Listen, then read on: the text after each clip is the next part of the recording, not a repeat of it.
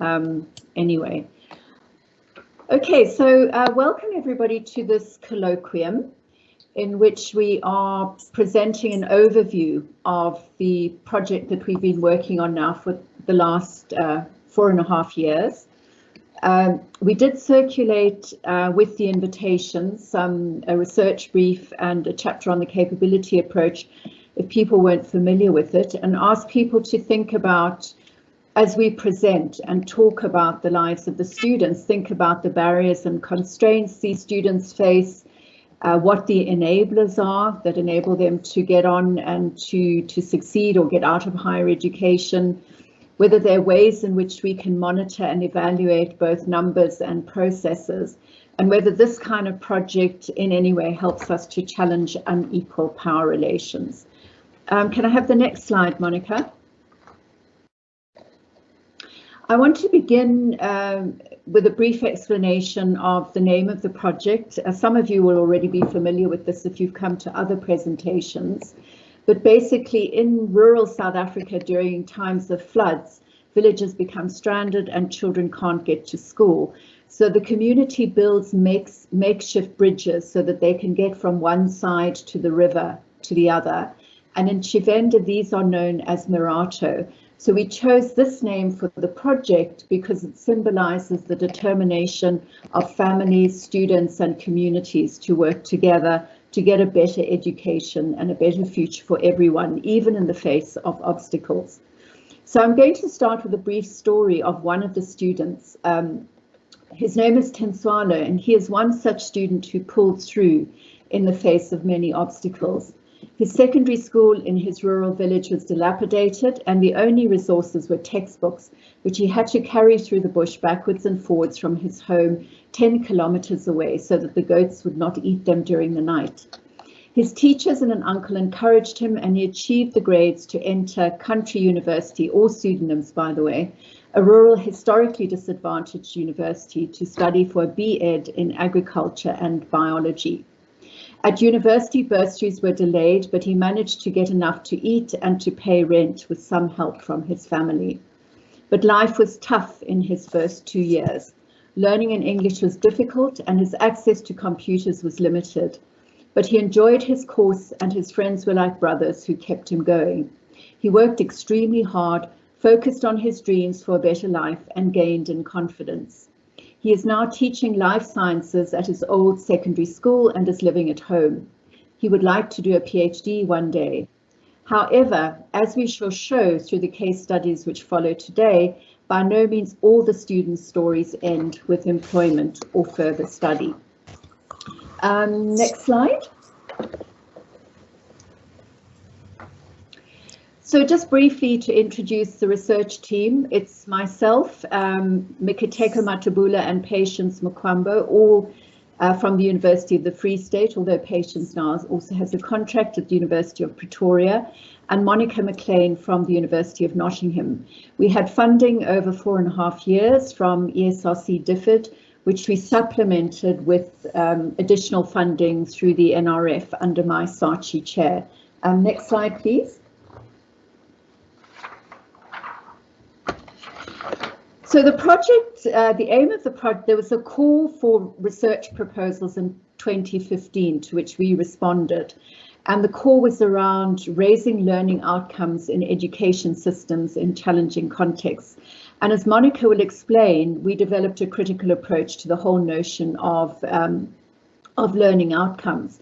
But in terms of challenging context, something like 10% of children in South Africa, from the poorest 70% of the population, get to go to university, compared to 40% from the wealthiest 10%. So Nick Spall in his study explains that the children of the wealthy are likely to get to university because the children of the wealthy are more likely to attend functional schools, which give them the passes that they require to gain entry. So we can assume that the challenges for the 70%, which includes the Miratho students, are significant. So we had two main aims. We wanted to investigate how complex biographical, socioeconomic, policy and educational factors interact to enable or inhibit pathways for rural and township youth to get in get on and get out of higher education with valuable learning outcomes. And secondly, we wanted to explore a theoretical approach, in our case capabilitarian theorizing, for understanding higher education learning outcomes, which considers students from low-income backgrounds who face multidimensional challenges. And also to think about how this might be a contribution to Africa-centered scholarship, to decolonial methods, practices, and thinking. Next slide, Monica. Sorry, next slide. The data for this project comprises 4 waves of life history data, which we collected over 4 years, with an average of 60 students. We retained 50 to the end, and we had a brief WhatsApp follow in 2021 to find out what had happened to students. We held workshops on identity and imagined futures. We conducted a participatory photo voice project, which generated field notes, photo books, training workshops, and so on. We've already done a presentation on that about 6 weeks ago, so we're not going to be talking about the photo voice project today. We did a pilot survey amongst the Miratho students and refined it, and then ran a revised survey at one university. And we also have secondary data sets, which we've used for conversion factors, and so on. So one slide back, Monica. We have a book coming out based on the project, so this will fill in all the gaps which it might be not possible for us to deal with in detail today. It's being published by African Minds towards the end of the year, so it's going to be free to download. And we hope that everybody who finds the colloquium interesting will download the book and read about the project in full at some stage. I'm going to hand over to Monica now. And can everybody mute their mics, please? Now I can see from the chat that some people aren't seeing the slides, but I'm not sure there's any solution to that. Is there? Maybe Lucretia can look into it. I'll move on. So as Melanie said, our project focused on students from low income, mainly rural households whose lives are marked, though not defined, by multiple material and educational disadvantages and inequalities. So we wanted a conceptualization of learning outcomes which encompass these deprivations. Now, most organizations distributing public money for educational purposes require evaluation of learning outcomes at the moment. And the attractions are that they focus on the actual positive achievements of learners rather than, say, time in education. The possibility of pinning down observable and measurable learner performancing, and therefore of being able to compare across contexts and systems, and the possibility of matching skills to economic growth requirements.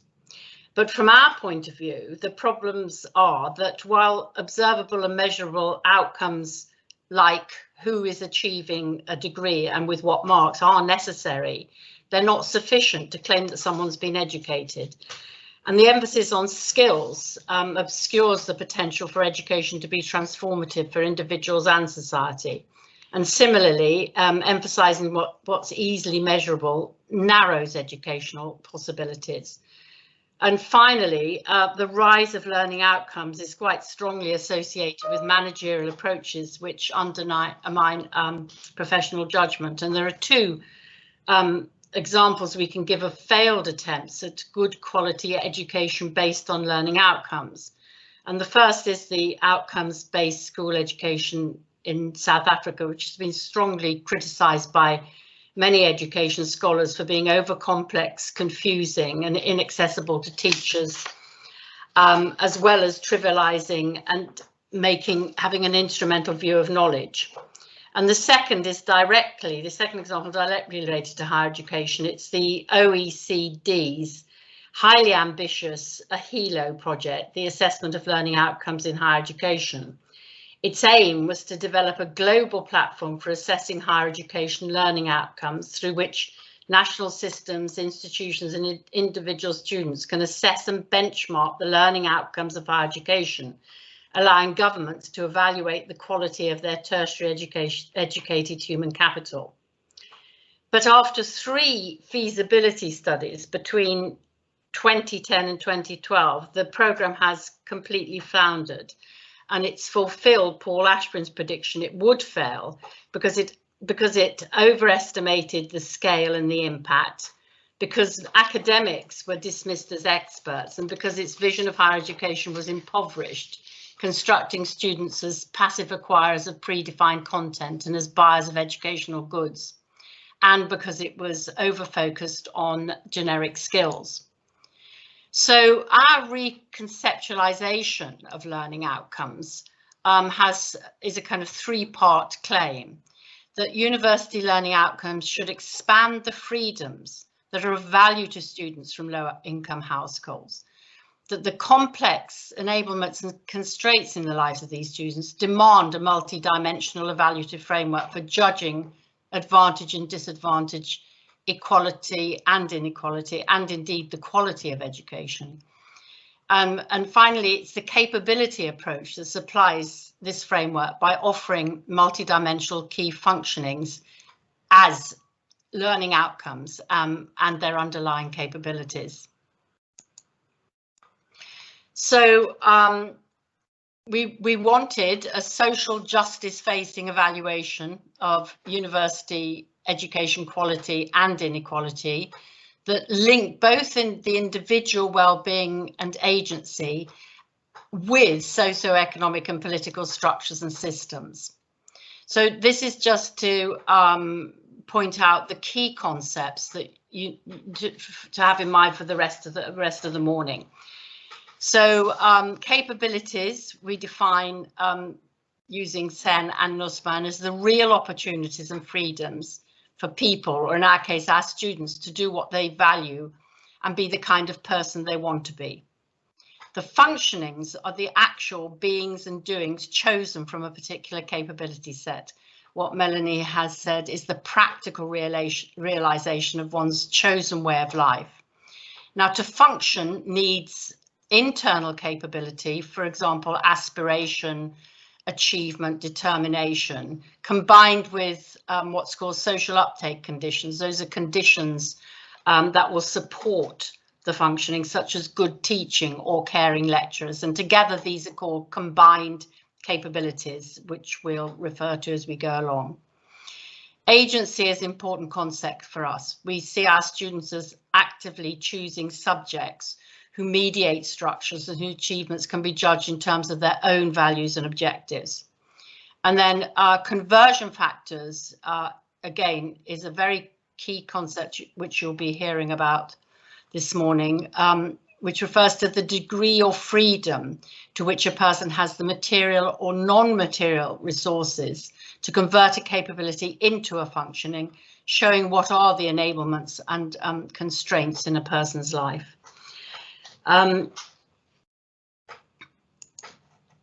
We'd also like to claim that our capabilitarian theorizing aligns with decolonial and Africa-centered scholarship, because in principle the capability approach is open-ended. It allows for plurality of knowledges and the values of promoting respect, empathy, equality and solidarity. And it also aligns with UNESCO's recent 4 key messages: to take active responsibility in the development of the potential of all humans, to promote well-being and sustainability, to draw strength from interculturality and diversity, and to create and uphold interconnectedness. So to sum up, we see students as agents, actors and carriers of personal biographies who negotiate and interact every day with multiple and intersecting conditions that present opportunities and barriers for being and doing in their lives. We believe individuals flourish when they're free to choose lives and that express their own values and goals, and that inequality is reduced when political, socioeconomic or educational arrangements expand their students' opportunities and freedoms to choose what they want to be and what they want to do. Yet we're very aware that to gain such freedoms is complex and difficult when lives are beset by multiple deprivations associated with poverty. Aspirations are not enough. The students we've been talking to are at university against the odds and must struggle with those unwilling to make changes to grant them freedoms, as well as work with those who might support them. And I'm just going to list, so that you have them in mind, the key functionings and the underlying capability that we developed as we talked to students over the years of the project. On the left are the key functionings which we conceptualize as learning outcomes. Most are self-evident. I'll just quickly explain the first one.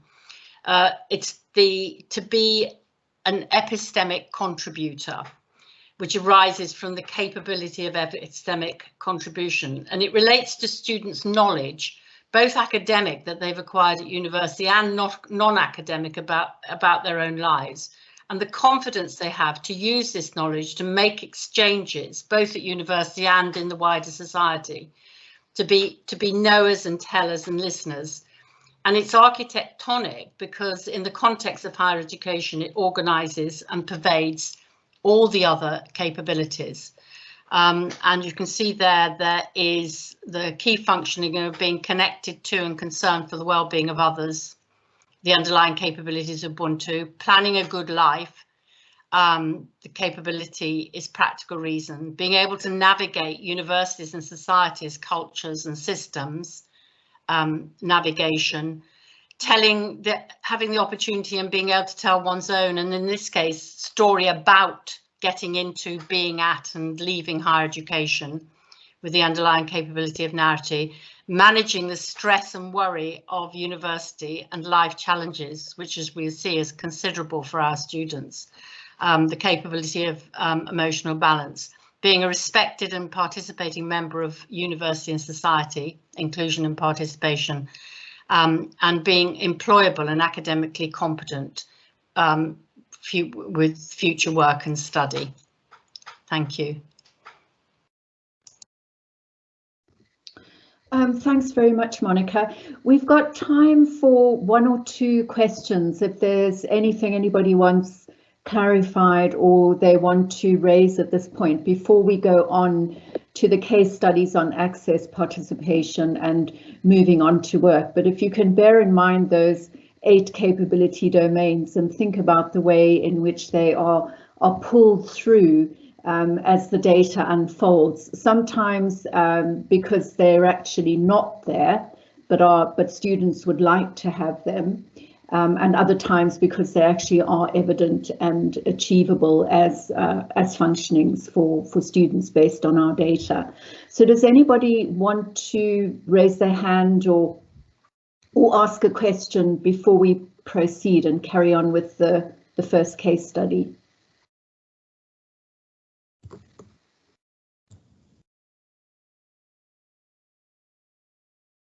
Okay, so there's nothing in the chat box at the moment.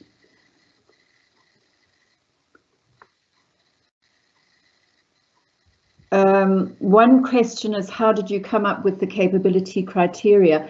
We're going to return to this after the short break, but basically in brief, it's grounded in the full set of all of our data together with normative theorizing. So in brief, normative theorizing plus a process of empirical data collection and deliberation at different points. So that's the genesis, but we will say more about that as we go along, and especially in the last session. Anybody else got a burning question they want to ask?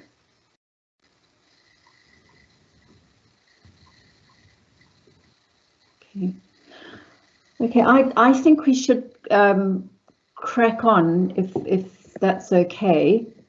If there are no sort of big questions that anybody wants to ask at the moment.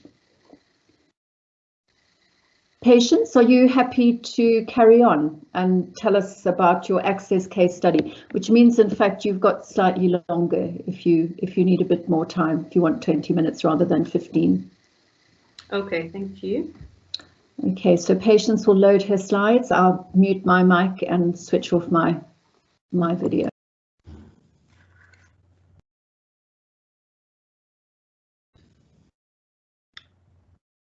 Okay.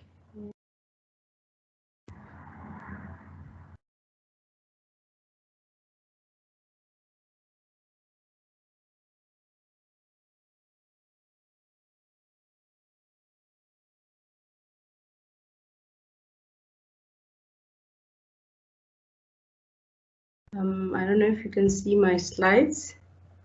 Yes, we can. Okay, perfect. Right. So as Melanie just indicated, we're now going to move on to the case studies, and I'm going to be looking at conversion factors explaining university access for low-income rural and township youth. So key to our understanding of the experiences of low-income students in accessing university was understanding the word access itself. Because expanded access to higher education alone does not fully address the issue of social equity, we understood access as widening participation and availing equal opportunities to previously marginalized groups. And as Monica indicated earlier, we were focusing on low-income groups, low-income youths from rural and township areas. So the capability approach's emphasis on equality of opportunities and freedoms helped us to acknowledge the numerous inequalities that influenced access. And to this end, we asked students what contextual factors enabled or inhibited access to university. Also, in our understanding of access, a key tenet of the capabilities approach that we drew on was the concept of conversion factors. As Monica just explained it earlier, it's the factors which determine the degree to which people can transform material and non-material resources into functionings. And people have different abilities or freedoms to convert these resources into functionings, as you will hear in the following presentation. So we identified 7 conversion factors that enabled or hindered access for the Miratho project students, and by extension for low-income rural and township youth in general. And we grouped these broadly into 2 groups, material and non-material. And I will discuss the conversion factors next. So starting with the material conversion factors, these related mostly to funding and money. And lack of funding or money to choose what one values is an unfreedom. When there is inadequate income, there is little to convert into capabilities and functionings. So because we're working with low-income students, most of them identified various challenges, financial challenges that they faced, and these included everyday challenges, to the extent that 5 students mentioned being unable to afford food, and they would sometimes sleep without eating. And generally, the experiences of financial challenges were encapsulated by Ketiwe, when he indicated that you know what your financial background is. You know how home is. You know home is a very difficult place. They even know themselves that we cannot afford to send this child to university, but we're going to encourage them to do well in school. Just study and get that matric certificate. We're going to make a plan afterwards. So in addition to the general financial challenges, there was also lack of funding specific to university access. So the lack of funding or money also determined the university, degree choices and application processes.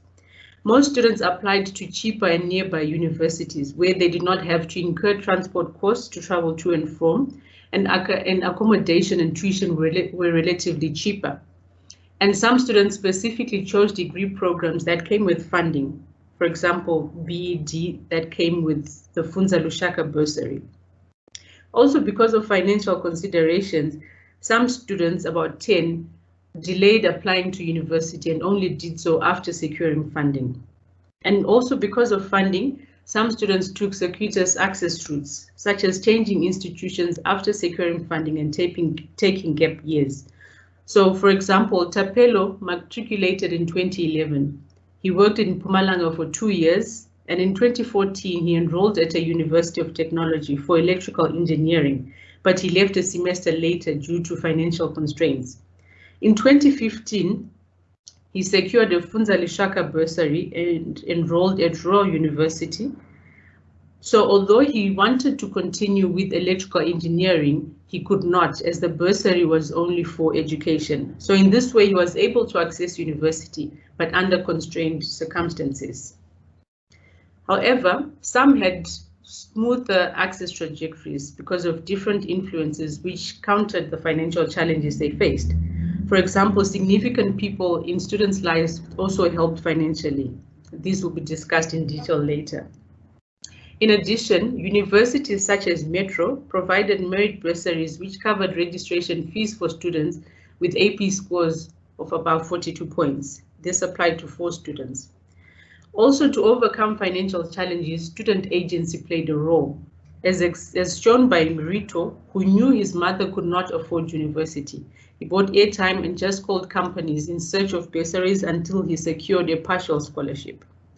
At times, funding intersected with factors such as lack of information about university financial requirements, resulting in students not knowing about and how to apply for bursaries. This will also be discussed later. For some, this lack of information was countered by information from friends, family, and teachers. For instance, Mbulelo heard about NSF funding from a friend, applied and got it, which enabled him to access universities without much challenges.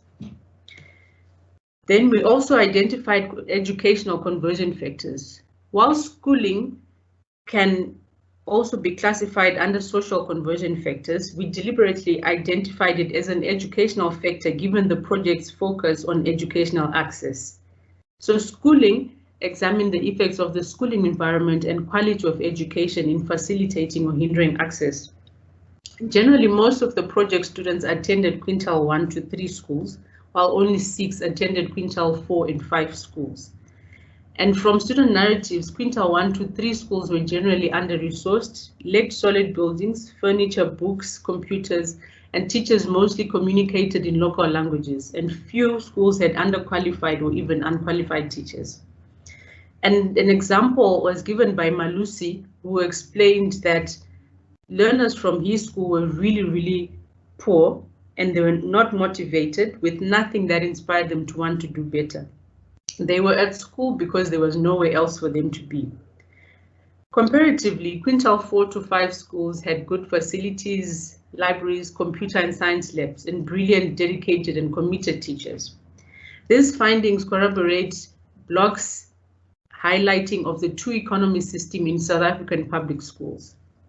However, despite the challenges associated with quintile 1 to 3 schools, some parents tried to find ways to counter this by selecting specific lower quintile schools, which were usually located some distance from their homes, but because of their good reputation, discipline, and of grade 12 pass rates, they elected to send their children there. Also, some parents tried to overcome these challenges by sending their children to commercial and technical secondary schools with specialized curricula and an emphasis on gateway subjects such as maths. In this way, parents hoped that their children would do well in such subjects and position them better to access university. We also found that upper quintile schools generally provided more information about university. As explained by Pusu, who went to a quintile 4 school, which was academically oriented and had an image to protect. It therefore pushed students to work hard and qualify for better universities such as Metro. However, despite the various challenges that most schools faced, they tried to organize career exhibitions, invite university and or college representatives to talk to their pupils. They hosted motivational speakers and visited nearby universities so that their pupils would be familiar with university and the programs that they offered. We also found that challenges in lower quintile schools acted as enabling conversion factors, encouraging hard work, hope, and broadened pupils' horizons. For instance, Tendo indicated that the buildings and stuff, they're not in good condition. Actually, it's one of the poorest in terms of buildings. But in terms of the heart and stuff, yes, those people, like the principal, he comes at 6 in the morning, goes at 8, 9, 10 every day, Monday to Sunday. In this way, the teachers and the principals were trying to compensate for the challenges that were provided by the poor infrastructure and poor quality education at some of these schools. Given the project's focus on young people from rural and township areas, we also focus specifically on these 2 localities by examining the influence of geography and students' home communities. The negative effects of geography were stronger among rural students because of the unavailability of basic amenities and distance from towns and universities and the information they provided. An example of the negative intersection of geography, money, and information was given by Maki from the Eastern Cape, who explained that people from rural areas don't know much about bursaries and all that. You're like, I don't have money, so I'm not going anywhere. We also realized that being from a small village at times limited students' aspirations. For instance, Kusela had wanted to study medicine, but because she was from a small village, when you tell them I want to do medicine, they'll be like, oh, will you be able to do it? Will you pass your grades well? Are you good in maths? Are you good in science? Yes, things like that. So I got discouraged and I didn't apply for medicine. To overcome the challenge of geography, students were helped in various ways. For instance, by parents who encouraged you to see out of the village, and by personal attitudes that gave one an extra vision to be different and make it to this kind of place. Our examination of the home community was based on students' perspectives of their communities and how these enabled or hindered access, as well as the intersection between the home community and geography, money, family, schooling, and information and support. Less than half the students described their communities as having bad infrastructure and social challenges, including poverty, crime, drug and alcohol abuse, early pregnancies, youth unemployment, lack of motivation, and people living off social grants. For instance, Malusi described villages as very poor and uncivilized, violent, unmotivated, and without any direction in life. He explained that his village comprised mostly of mud houses with some RDP homes, where water and electricity were a problem. Consequently, very few young people ended up at varsity, very few. Slightly more than half the students positively described their communities as supportive, very close, had Ubuntu, one big family, improving, nice, quiet, and in some instances, no violence and crime. However, despite these largely positive perceptions, students indicated challenges in accessing university related to lack of information, motivation, and funding. We also found that unsupportive communities motivated young people in two ways. They either motivated them to improve their circumstances so that they could get out of those areas, or work to improve their communities. For instance, because Sonto's Soweto township was rough, had crime, rape, and abuse, she chose to study politics so she could lend a helping hand to people in the community and make a change. Some community members motivated and supported learners emotionally, and a few even financially. We also identified social conversion factors, which mostly focused on the importance of one's social environment and its influence on access to information and the different forms of support students got. So in looking at information and support, we adopted Ball and Vincent's notion of hot and cold sources of information, hot being mostly word of mouth from family members, relatives, and community members, while cold sources were from universities and the internet. We found that students had mixed sources of information, but mostly relied on hot knowledge, which was not always grounded in university experience. For instance, because Rudzani's school did not provide information about university and the programs and the subjects he needed to do, he went along with his family's choice of science, because we knew that if you chose science, you can go anywhere, despite not knowing exactly where you wanted to go.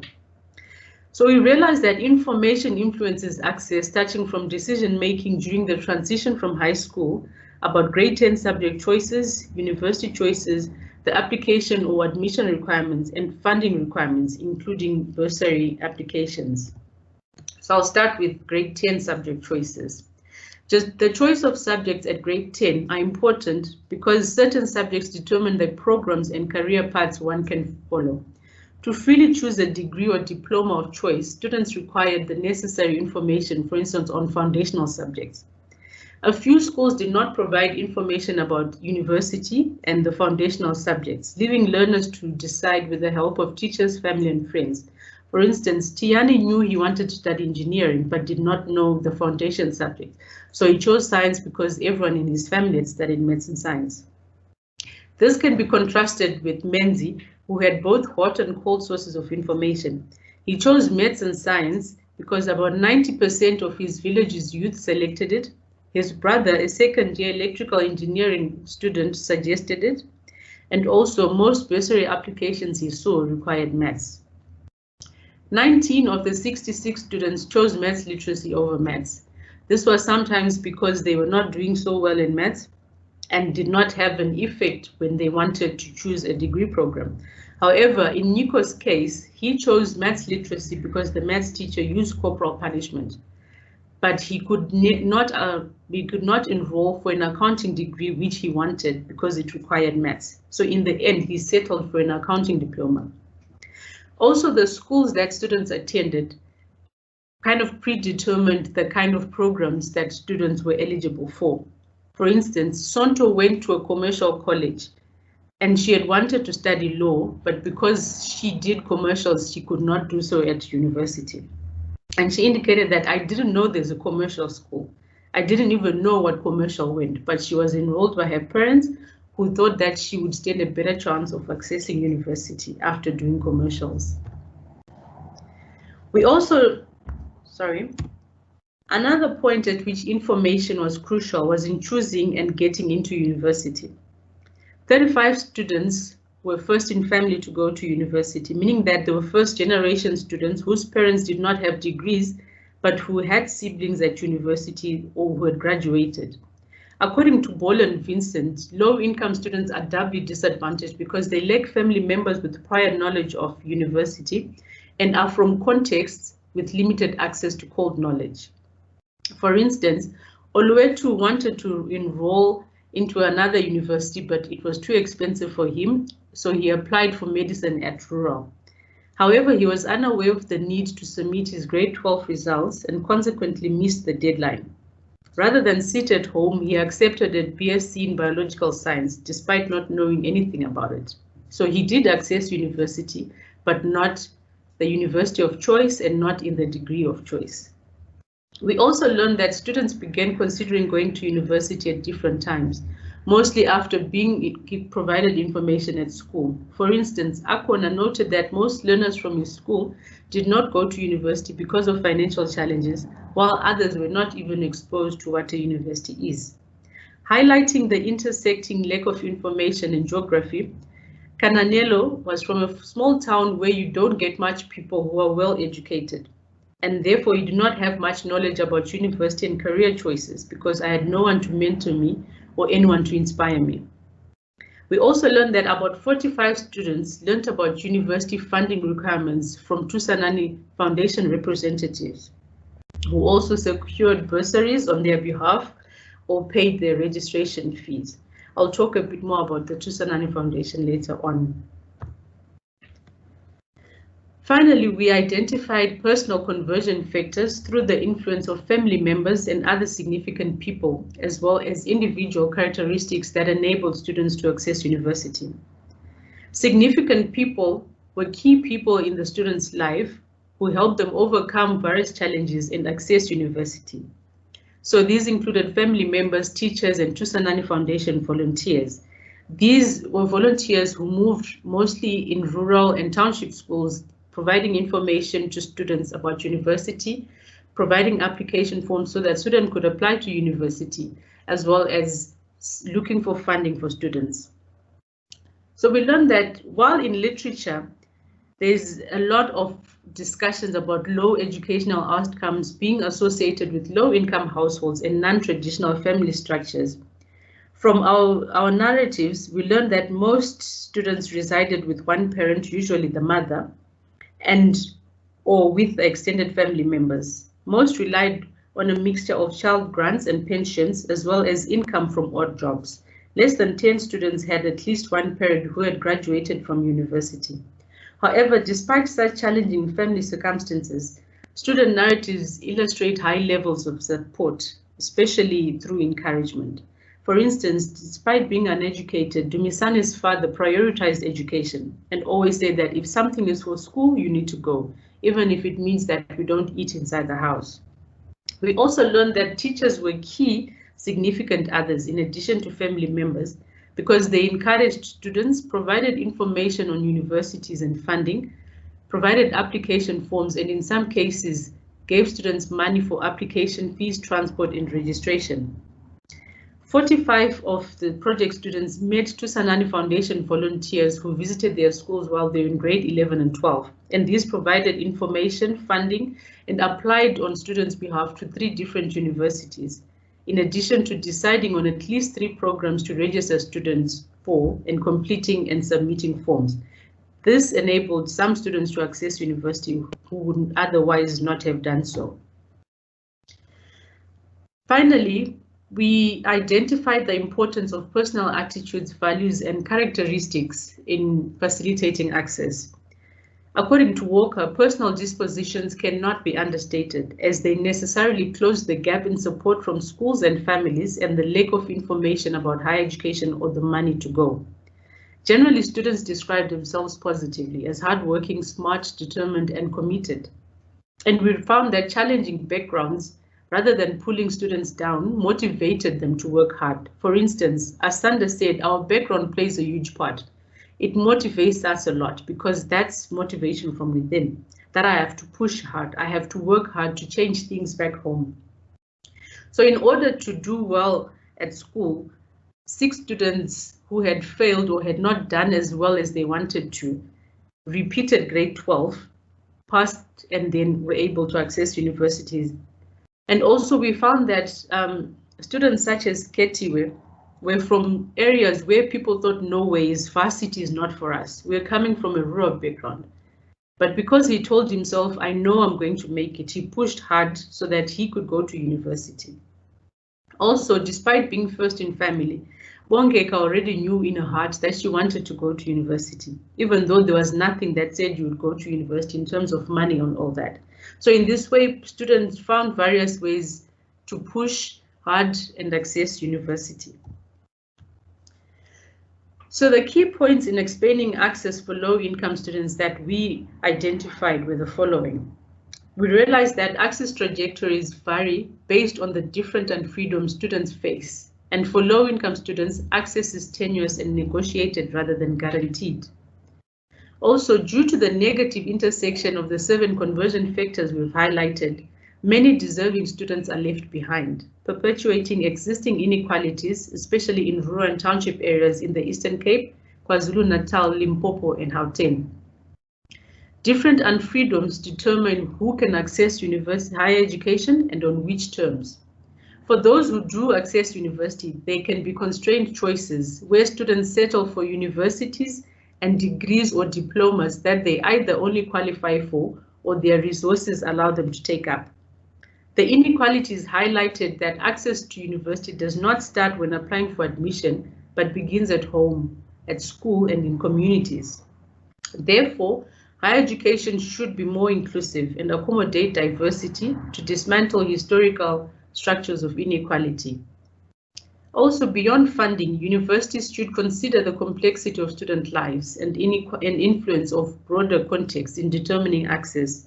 They should partner with schools, community organizations, and alumni in availing information to all, regardless of their background or geographic location. At this point, students have very few effective capabilities, and these are the ones that Monica explained earlier on. But the ones that they had were crucial for them getting into a university. These included Ubuntu, where students helped and were helped by others, as well as navigation capabilities, where students had to maneuver and find a way to access university, which was an unfamiliar space to most. Thank you. Thanks very much, Patience.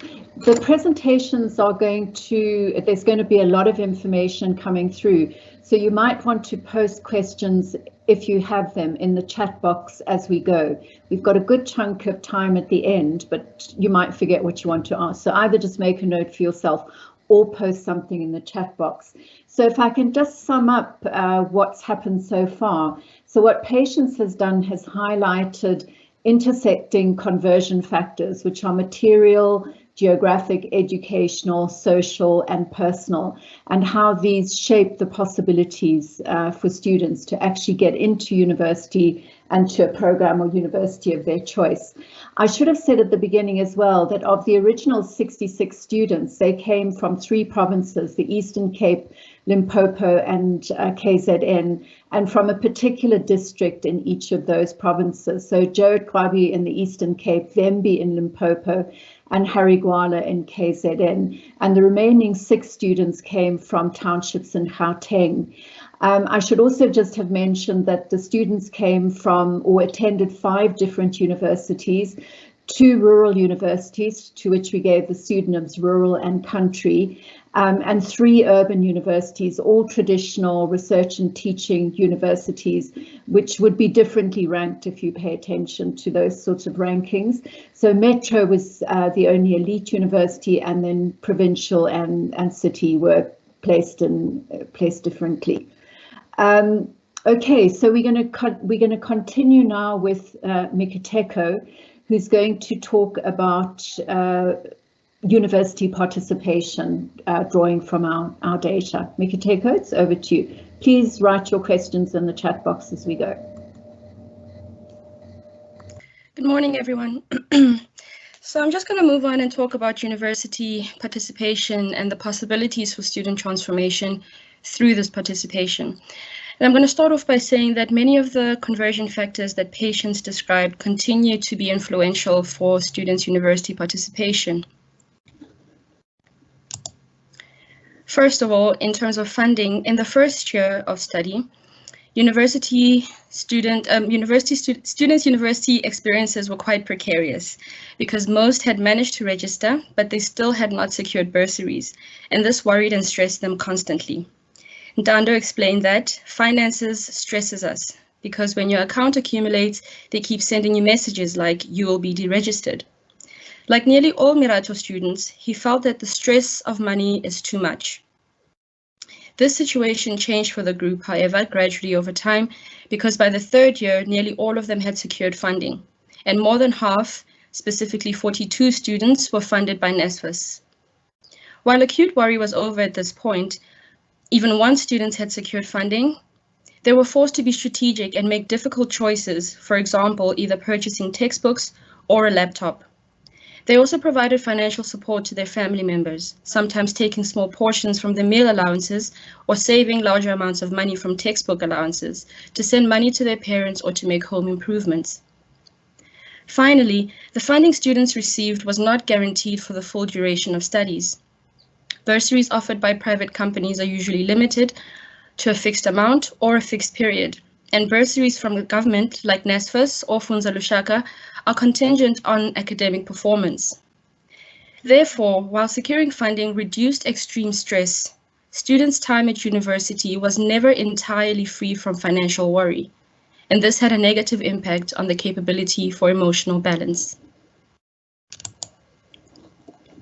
In terms of access to university, being at university allowed students to access technology for educational purposes for the first time, but they were disadvantaged by not having had it earlier. Lungile said, "I was computer illiterate. I didn't know anything about computers." Wanani also described it as saying it was difficult because it was my first time using computers, using the computer lab, the computers, the scanners, the printers, and all that stuff, and the online assessments. But by the end of the first year, students were more accustomed to using computers. However, for students at historically disadvantaged universities like country and rural, low digital literacy was compounded by limited access to other technology and equipment even after they entered university. Another related issue for students across all universities, especially for those who resided off campus, was a lack of access to the internet. As Anati explained, you have internet access when you're on campus, but when you go home, there's no internet. Not being able to watch tutorials on YouTube or other online platforms may not seem like a big educational deprivation, but it does allow students to diversify their sources of learning and supplement what they learn in lectures, thus increasing their chances of improving their grasp on disciplinary knowledge. By the 3rd year of university, most students, specifically 47 of them, did have laptops because they had secured funding by this point and they used their textbook allowances to purchase laptops. Nevertheless, still 19 of the 66 students did not have a personal laptop by this stage, which put them at a great disadvantage educationally. Broadly speaking, for low-income students, access to online learning remains limited even if they do have laptops. Access to online learning remains limited if they don't have laptops or reliable internet at their place of residence. This clearly impacts the capability for inclusion and participation. In terms of schooling, there are several effects that are observable while students are at university, namely the confidence to speak up. And this is related to the fact that many students took English as a first additional language instead of taking it as a first language.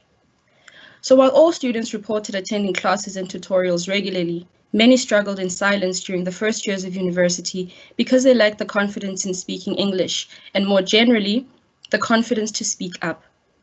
As Rumisa said, he did not feel confident to speak in class because English language was poor. Dando said he just didn't get along with English. Busisiwe said she didn't know the English that well.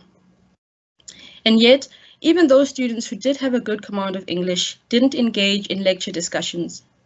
Gamuhela said, "Sometimes I really have this burning question in my chest, but I wouldn't ask it." And Sonto, who spoke English really well, we were able to hear this in interviews, said she never said a word in lectures. As the years progressed, however, students grew more confident in their use of English and more confident in themselves. As Rumisa said, "I used to at some point use my home language. So my friends used to say to me, 'No, don't do that. If you do that, you won't learn how to speak.' So now, because I now am a bit good at English, I'm now able to ask questions, and I'm also confident to raise up and ask questions." A lack of confidence is understandable for students whose second language is English and who did not master English in high school, as well as them being unfamiliar with the working of universities. And of course, like all students, they must meet and make relationships with a raft of new people at university, including lecturers. Universities should therefore adjust their practices to support explicitly confidence in speaking as a form of university participation. Another way in which schooling affected students' university participation is on their study techniques and their approaches to learning. We heard a lot about cramming. Experiences at school therefore colored students' approaches to study at university. The Miratho students struggled to take on a new identity as university students. And this is partly linked to the fact that they had achieved good to excellent results in their grade 12 exams, so they assumed that they had to just carry on as they had done in high school and would achieve similar results at university. Moreover, some students carried problematic approaches to learning from high school to university. We heard examples of rote learning techniques and a narrow focus on cramming the content that might appear as questions or tests in exams. For example, Rumisa says, "I was passing, but by using cramming methods." Busisiwe said, "I don't study, I just cram." Rendani also said, "I will just cram everything there and read and cram everything maybe 2 times, cram and cram and cram." Students took long to take on a new identity as university students and to change their approaches to learning. And this can be an indicator of internalized schooling norms that generated limited repertoires of possible actions for them. In such cases, students need lecturers to intervene and explain to them why their approaches to learning need to change. As Lungile told us, she said she remembers when they called her into the lecture hall for a meeting to find out what was happening because she wasn't performing well. And the lecturers sat down with her and they said, "If you're struggling, you have to change your strategies on how you study in order to make the work more understandable to you." So sometimes, she says, it's not about sitting on a chair and looking at a book and looking at a theory. You also have to apply it in your mind in order to understand it more. It's also important to remember that for the Miratho students, and we've mentioned this before, going to university was largely influenced by desires to uplift their families and overcome the spatial and socio-economic fixicity of the rural villages and the urban townships from which they come. While this obviously provides motivation to be determined and for them to persist with their studies, even under very challenging circumstances, so that they get a degree, we see that it can also lead to a narrow focus on passing tests and exams and getting the degree, instead of also engaging with subject knowledge in a way that can lead to a wider capability set. It's also important for us to consider the types of relationships students had with lecturers. Unfortunately, students were very uncertain about what to expect from a lecturer or what the student and lecturer relationship should look like. The accounts we heard were largely of distant relationships with lecturers, with the odd mention of slightly more positive interactions. Across disciplines and institutions, students seldomly consulted lecturers outside of class. The reasons for not approaching lecturers for assistance varied. Mthunzi said he didn't know how he would initiate conversations, for example. And he said it's sometimes scary, scary because you don't know when you arrive to him or her what you're going to say. Sometimes you feel like the question you have is it's just the dumbest question. Malusi said, me and the lecturers are strangers. He didn't assume, as advantaged students might, that meeting lecturers to discuss academic progress was part of university education and actually expected. So for Malusi, going to their offices is basically something that he didn't consider as part of their job, he says. He was aware that lecturers had consulting hours, but he wondered, what am I going to consult with the lecturers? Similarly, Menzi explained that he felt as if he was nagging the lecturers or something. Therefore, in the first year of university, he, like most students, never went for consultation, never went to lecturers' offices, never wrote an email to a lecturer. As he describes it, he was just an isolated student. In contrast, Nikiwa said that her relationship with lecturers was good because they're friendly, they share jokes, they can laugh, and they can go to lecturers for questions, and she knows that they're going to help. But this description of relationship with lecturers was much less common. Over time, however, students did become less reticent. They realized that they had to associate themselves with lecturers. Rimisa said, this means when they are free, just go there, go to the office and spend time asking questions, discussing something, so that one gains more knowledge, as he puts it, but also creates a good relationship with them. On the whole, it appears that lecturers didn't know their students. They generally didn't engage with them in a way that would allow them to gather knowledge about students' socioeconomic backgrounds, their troubles with access to technology, their prior education, or how much they were actually struggling to speak up in class and share their opinions or ask questions on subject knowledge. But lecturers who know their students are better able to teach them. And understanding where students are in terms of their life experiences, their worldviews, and their existing knowledge can inspire lecturers to teach in ways that are meaningful by creating an environment in which students and lecturers converse, share experiences, and foster relationships that make for generally more engaged learning.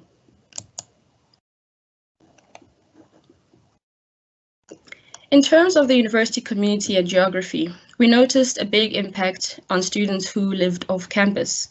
During their time at university, 42 of the 66 students lived off campus. And while this was okay for those who lived within walking distance, about 5 kilometers from campus, it was often problematic for those who lived further away.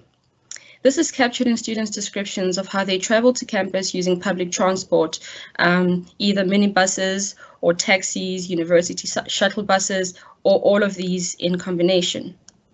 They also had to describe how sometimes they skipped classes due to insufficient taxi fare. In contrast, the 24 students residing on campus didn't report having to miss class for these reasons. So this indicates to us that living far from campus as a low-income student, even if one has funding, can be a barrier to the capability for inclusion and participation. And this is because off-campus residence generally means spending less time within the university environment, which results in fewer opportunities to be engaged members of the university community. In terms of university general conditions, students' overall university experience was influenced as well. The 41 students enrolled across city, metro, and provincial gave more favorable reviews about the general conditions of the university campuses. In contrast, the 25 students at rural and country often experience disappointment with subpar conditions for teaching and learning, including overcrowding in lecture halls and insufficient equipment. This reminds us that the legacies of inequality and ill distribution of resources across historically advantaged universities like Metro and historically disadvantaged universities like rural are manifest in the physical spaces of universities, which can obviously affect students' overall university experience. However, it's important to keep in mind that historically advantaged universities like Metro may have an atmosphere in which students experience institutions not caring about their well-being. And we heard about this from students at Metro who often said they felt that lecturers didn't care about their success. In situations like this, being in a situation or in an environment where university does not clearly place students' well-being at the forefront decreases the value of good facilities or even a good reputation, because such an environment can affect students' sense of belonging in negative ways, which in turn impedes their disposition to being active and visible members of a university who feel valued. This means it can diminish the capability for Ubuntu. In terms of information and support, the people with whom students had the closest relationships, and particularly their friends and family, couldn't provide them with academic support or guidance and advice about how to maneuver through university systems or to seek support for doing so from their lecturers. So students had to figure this out on their own, and here their hard work and determination was central, so that they could figure out how things work on their own and develop the capability for navigation. It can't be emphasized enough how students worked hard, and they really did. We heard repeated instances of how hard they worked and how much they applied themselves because they were determined to succeed. This determination for academic success almost came at the cost of students' involvement in non-academic activities on campus, but it didn't. Most students were supporters of Fees Must Fall protests, but none showed any interest in Roads Must Fall. And a few had been members of student associations like the Student Representative Council. The development of the capability for practical reason was evident here in how students drew on their personal values and attributes and made decisions about the steps and actions they were willing to take to change the course of their own lives, or, as was in the case of their active support for Fees Must Fall, to change the lives of future students. For those who participated in the Photo Voice project, their narrative capabilities were supported, not only in terms of students having the opportunity to tell their stories and be heard, but they drew from these stories in a process of collective analysis, and they synthesized them into a charter for an inclusive university. This charter has 5 key points that students highlighted as central to changing universities in order to make them more inclusive. These include the 5 key points are outreach and access, student welfare, inclusive teaching, access to IT, and teaching spaces. So it's clear that conditions that invite or promote fair opportunities for engagement in non-academic spheres of the university, including social and political participation, but also involvement in research, are important because these are spaces for developing capabilities for practical reason as well as epistemic contribution. I'm going to conclude by talking about the university teaching and learning conditions, because this is where we really see to what extent university was transformative in terms of widening the capability for epistemic contribution. The most common description of what lecturers were like was that lecturers gave speeches which were accompanied by PowerPoint slides. Kuselwa said lecturers didn't really explain things very well, and they discouraged long questions in class because they saw this as taking up class time. And while we mostly heard examples of one-directional teaching, there were a few examples of other teaching approaches like problem-based learning. But we also had examples of bad teaching. As Nelly Siwa described, lecturers who simply read the slide as it is, who don't explain anything and don't make examples. Students mostly described class timetables that seemed manageable, and they talked about a wide range of assessment methods, which varied depending on field of study. But they didn't talk much about formative assessment. For example, Ndondeni said, For most of her assignments, she received a grade, but no comments or feedback. Danda said that lecturers did not ask questions like, why are you guys getting low marks? Or what can we do to help? He said they simply didn't interact with students that way. While increasing class sizes can make formative feedback for each student less achievable, students clearly need the opportunity to construct varied learning structures for themselves and opportunities to be challenged and to learn from their mistakes. On the whole, though, the teaching and learning arrangements at all 5 universities, although not ideal and heavily reliant on rigid lecturing as a pedagogical tool, did support transformative learning, but to a limited extent. We saw this in how some, but not all students gained knowledge that was changing the way they thought about and applied concepts, the way they talked about the purposes of their future professions, or the way that they were changing how they saw the world. For example, Rudzani said that he became more open-minded because of university. He says he now thinks a lot and he tries to see what's happening in the world. In first year, he didn't care much about politics, but now he tries to look at what the problems are. And he says, I try to follow these politics and whatever which is happening in the world to see what are the problems and what does our future look like. In some cases, we heard how students gained knowledge that shifted their beliefs or sensitized them to the plight of those in positions of disadvantage. Busisiwe said she enjoyed learning sign language in her B.Ed studies. She said that it sensitized her to people with disabilities. Bongeka, who was studying Bachelor of Social Sciences, said that her studies changed how she thought about criminal behavior. She said, what I understand now is that sometimes the environment people grow up in makes them commit crime. In this way, her university education allowed her to see the bigger picture and to see things not just as black and white. Can you all still see the slides? I don't know what's happened to my view, but I can't see them at the moment. No, they've disappeared. All right, I'm just going to upload them again.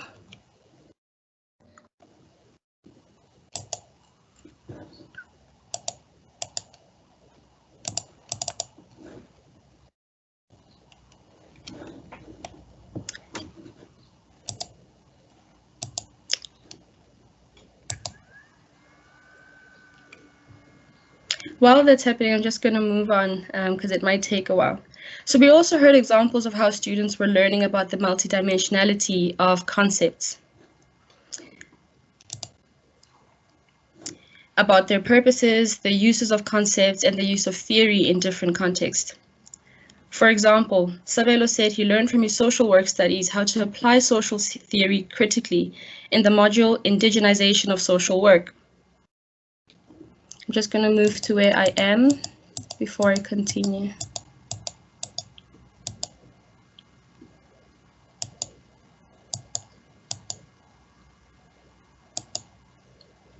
There we go. So he learned about indigenization of social work.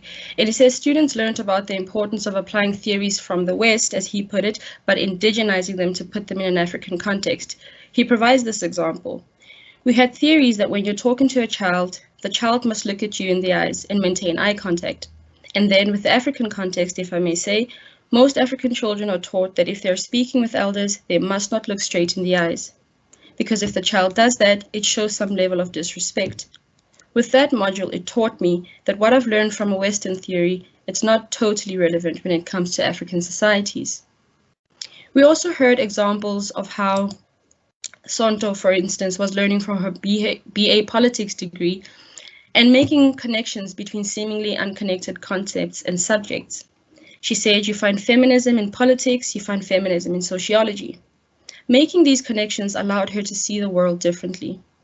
She says, there was a time where we did religion, and for me, I feel like religion is also some form of governance over people. And like I said before, I think that's how it fits into politics. Sociology fulfilled Sonto's curiosity to understand human beings better, not psychologically, she said, but how life is structured for human beings. She also learned about feminist movements and now, rather hesitantly, thinks of herself as a feminist.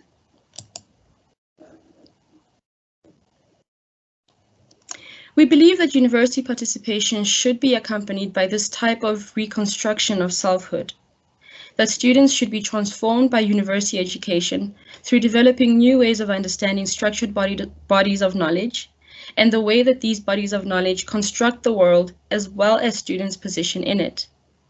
This involves fostering students' ontological imagination, or what they might become, their imagination of what they might become as individuals and what they can achieve as a collective in their endeavors to address the questions that Rudzani mentioned earlier on, such as what are the problems and what does our future look like?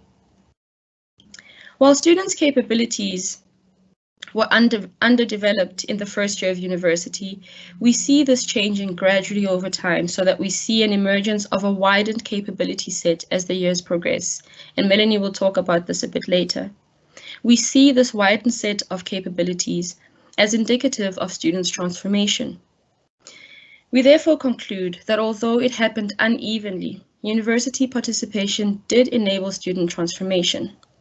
However, it could have been much more transformative if the pedagogical arrangements and other provisions for learning, including those that students themselves have articulated in the Charter, were taken up.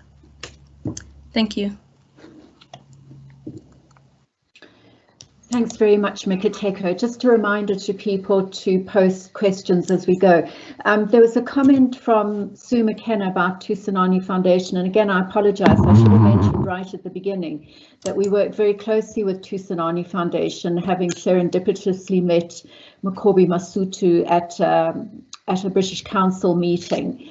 And it was through Tusanani that we were able to recruit students, and we continued to work with them quite closely through to 2019, less so in 2020, but they're really quite important to us and in the project.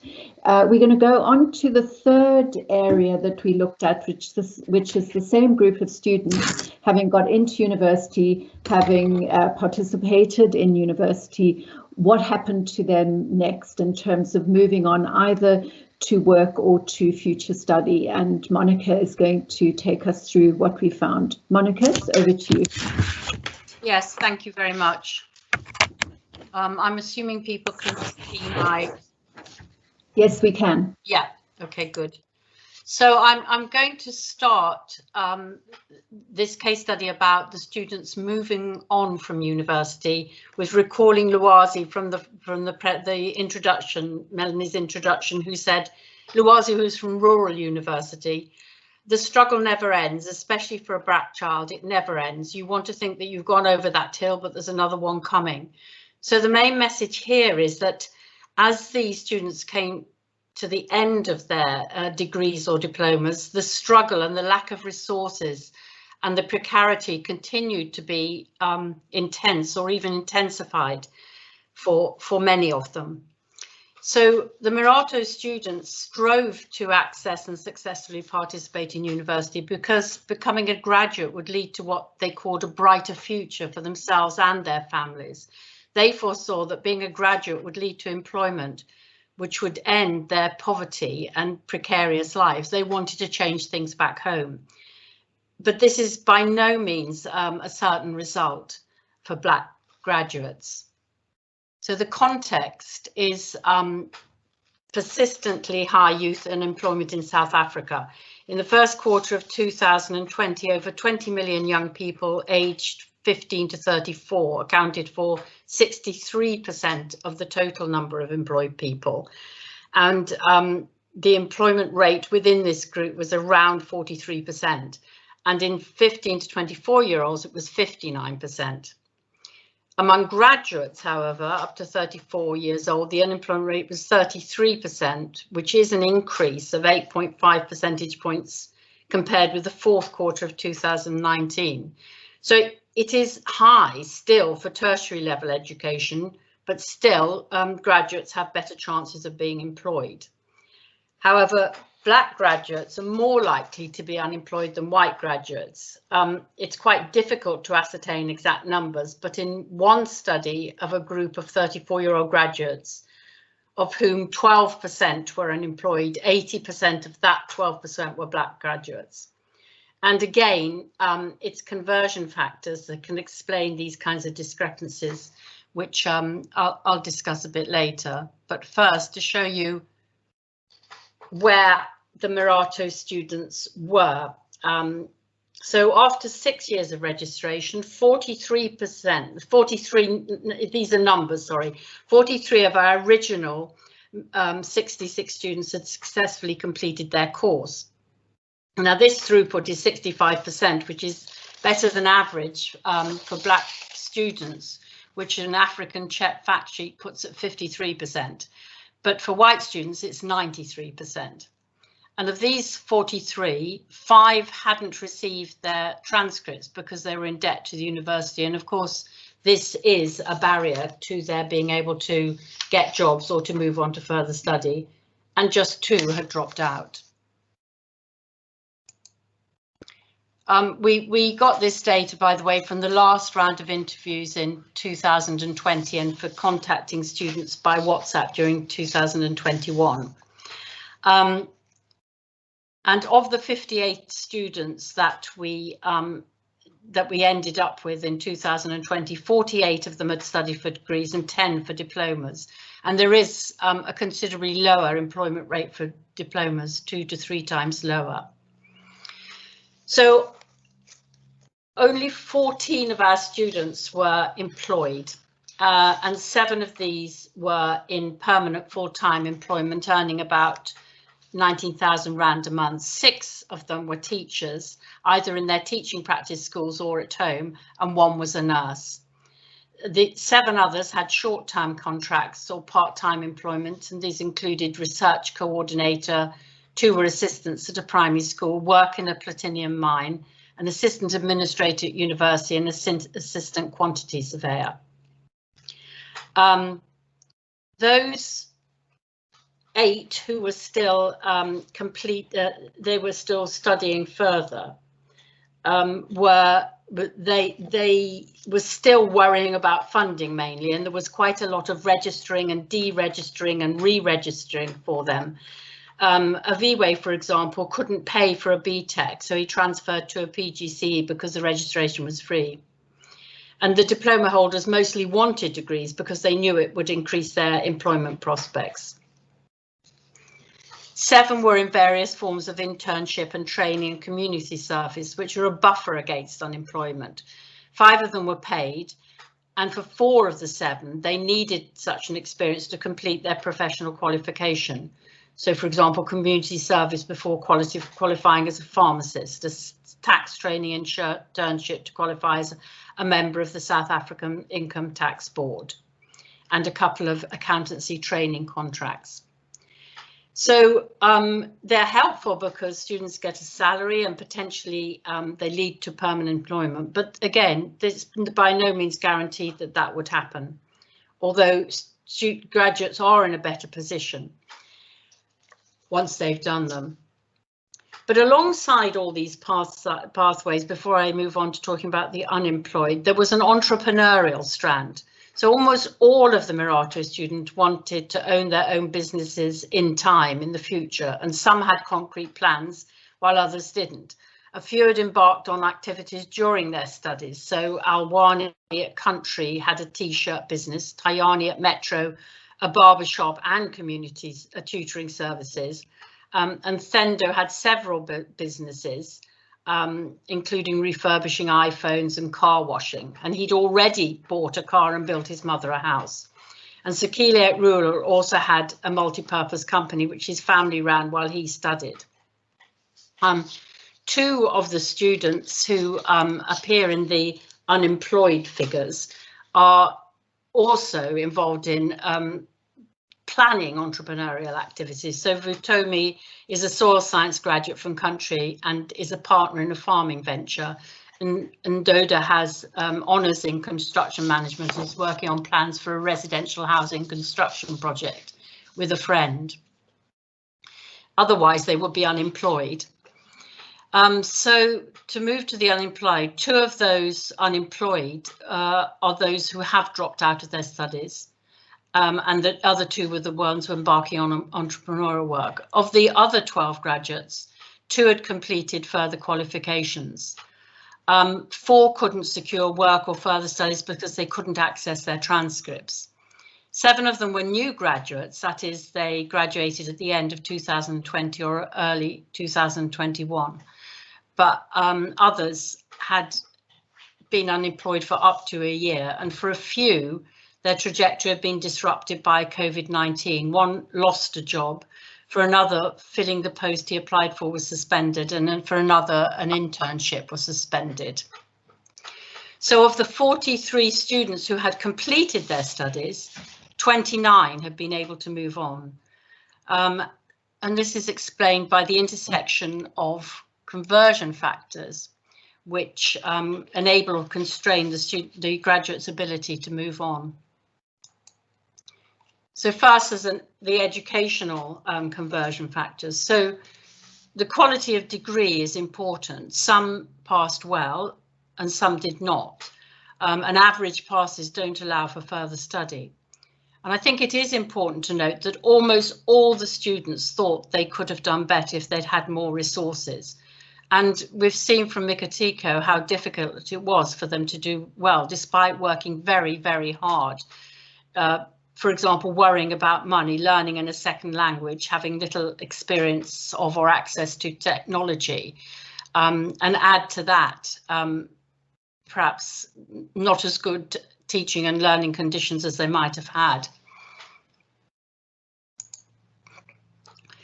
And then, oh, sorry, and so sorry to stick to the educational, I'm going back, sorry, again.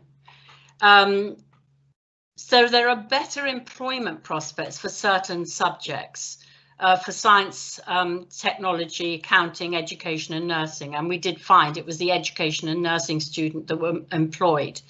Not all the accounting students were employed. There were 11 of them, or all the science and technology students, there were 15. Social sciences doesn't have as good prospects for employment as the other subjects, but of ours, 7 were studying social sciences and 2 were employed. University reputation is often used by employers as a proxy for graduate quality. And although the students at rural and country, which were rural, formerly historically disadvantaged university, were aware of negative perceptions, in terms of employment, they were similar. And rural had the most employed at 5, while Metro, the historically advantaged urban elite university, still had 5 students who had not completed their studies, and Provincial, also historically advantaged, had the most unemployed. I might add a little to what Miratho said about the relatively inhospitable atmosphere in Metro, kind of discounting the better resources. The rural and country students also did say that they felt more often that they felt they belonged in their university. The conditions might have felt more hospitable to them, despite the poor resources.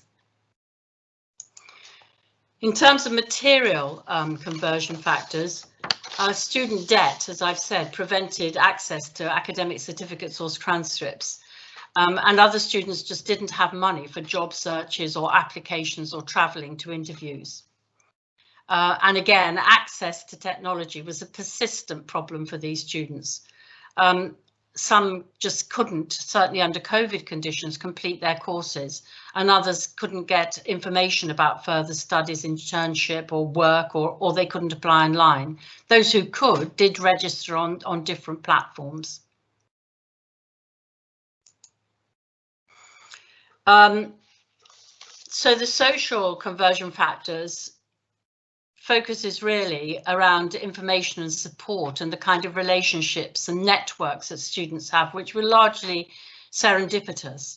More than half the students didn't get information and support about job hunting strategies and preparing for interviews at university, or at least they didn't find out how to access them. They were generally unaware of career services provided by their institutions. Unusually, the engineering faculty at Metro was described as helpful, focusing on engineering CVs and interviews and employment strategies.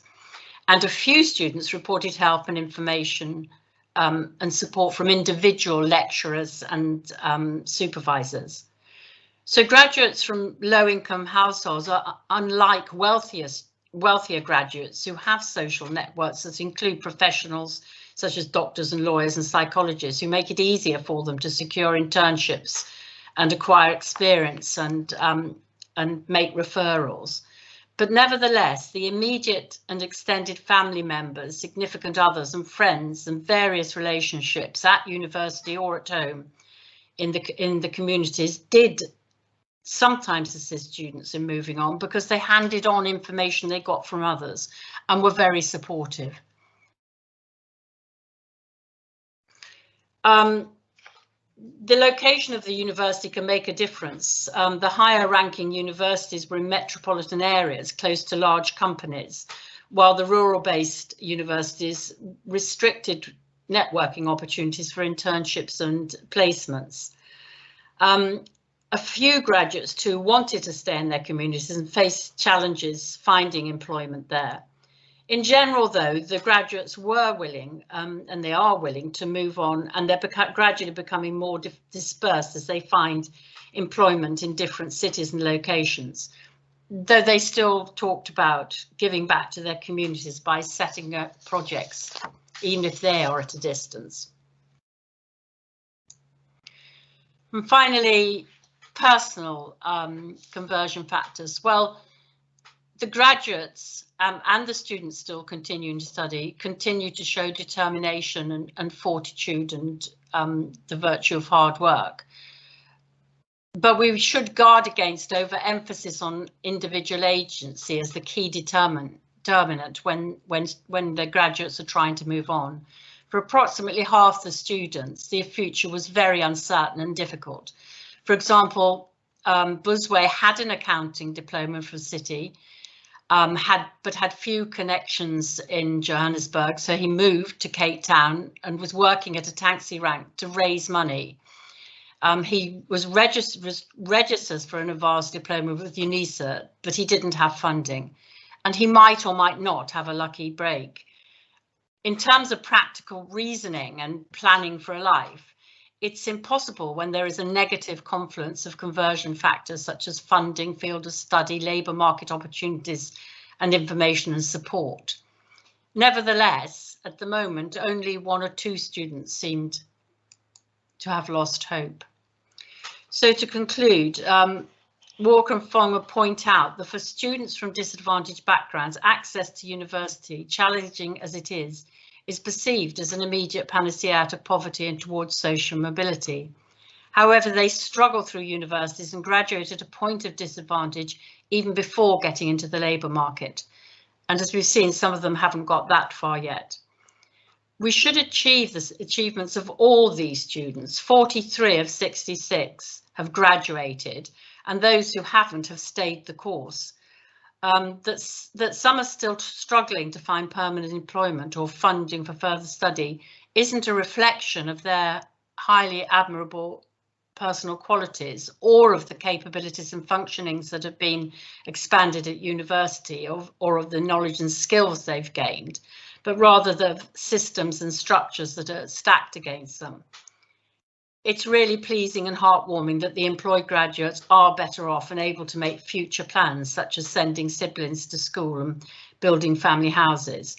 But it's heartrending that such a life is still elusive for so many qualified and talented young people from low-income households. Nevertheless, they have valued their university education and feel that they have gained in knowledge and confidence. Thank you. Thanks very much, Monica. And I would just add that across the 58 that we retained through to the end, there was only one student who felt that going to university had been a complete waste of time.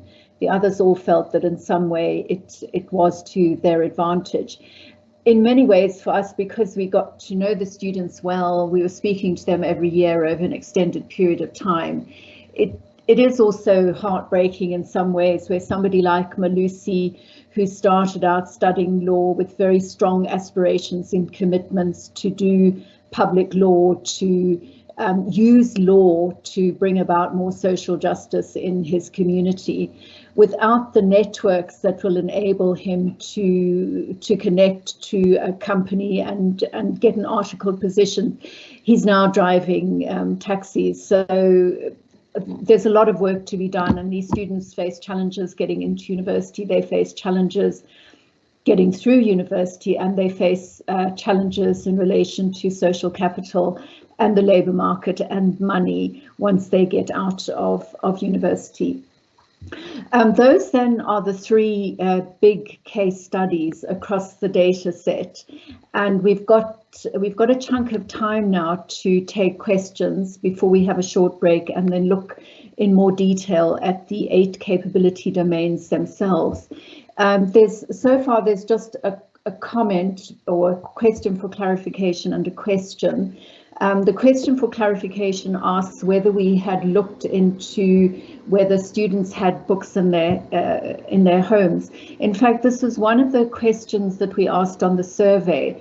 And when we piloted the survey just with the Miratho students, 39 of them responded. And I'm just having to think about this from memory now, but as I recall, there are very few books in their homes, which is not surprising, because if you've got to choose between putting food on the table or getting a child to school or buying books, you're going to spend the money on food and other basic needs. Then there's a question from Sue, which I would invite Patience, Monica or Miratho to have a go at answering. But she gives the example at her own university of, on the one hand, a move to insist that all first-year students stay in residence on campus because of the difference research suggests this makes to student achievement. And the opposing view put forward in Senate that students have agency and they have the right to decide for themselves where they stay. And that in fact some students choose quite poor quality accommodation so that it enables them to send money back to their families. That's her example, and her question then is, to what extent is a reduction of choice and imposition on student agency? So I don't know if anybody wants to have a go at responding to that. And again, I would invite people to post questions on the chat, or you can use the icon, the raise your hand icon, and ask your question verbally. Anybody want to have a go at answering that? Monica, Patience, Miratho? Kind of think in education we often reduce choices, perhaps not in quite such an obvious way, but it's whether this is just too paternalistic. Anybody? Monica, do you want to have a go? I'll have a go. Well, yeah, my first reaction was that it would be, having talked to the students, and again, I think it'd be interesting to hear what Miratho and Patience and you have to say about this, but they made very careful choices as students, didn't they, about how they were going to eke out their resources in terms of buying a book, getting a textbook, sending money home to their family, sharing accommodation so that they could do that. And it would seem to me to be reducing their choices and being paternalistic to decide that they must spend, if this is how it works, they must spend their very limited resources on staying on campus. Reduces their possibility of planning for themselves. And I would also add to that for the students in our study, staying on campus is expensive, and it's more expensive obviously than staying off campus. And also at the 2 rural universities, we weren't aware of it at the other 3, students do sort of squat in other students' rooms, or they buy a bed in a room that somebody else has already been been allocated. So the conditions are not actually all that ideal. I mean, we had students saying, you know, there are 2 or 3 of us sharing a very small room, which is meant for just one person. They also have to cook in the room. There's a lack of privacy. There's a lack of time for study. So the residence arrangements work somewhat differently at both country and at rural. I think the best sort of on-campus residence experiences were probably experienced by the students who'd gone to Metro, with all the costs that involved, and who did speak quite positively about what was available to them because they were able to stay on campus in residence. But if they ran out of money, of course, they were turfed out and then faced considerable debt, which they had accumulated as a result. Anybody else want to comment on that? Patience or Mikiteko? Okay. Do we have any other questions then on access, participation, or moving on from anybody?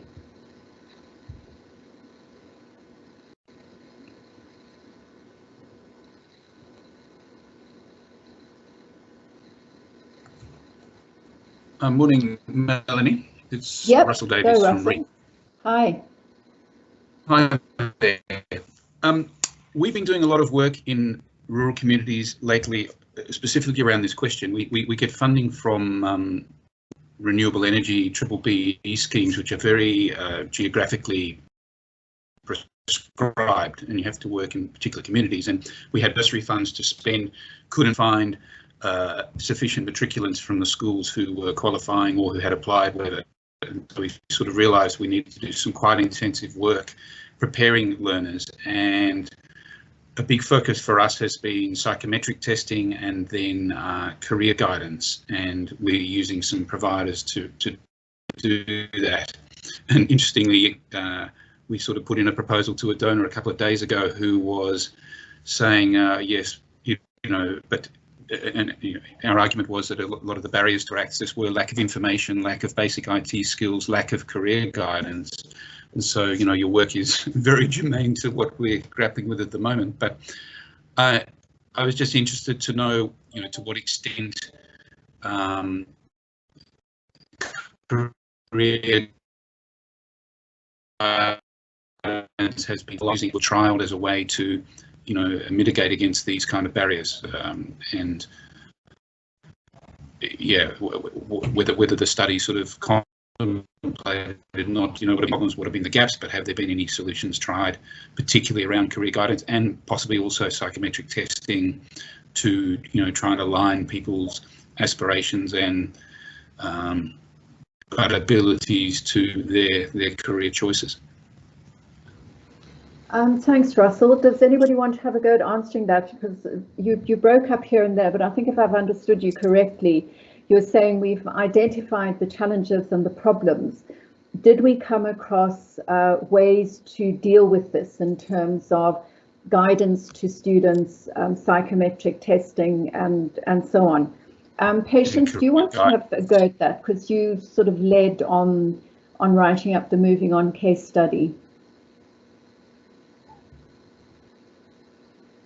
Patience, so you still, yeah, okay. Yes, I'm here.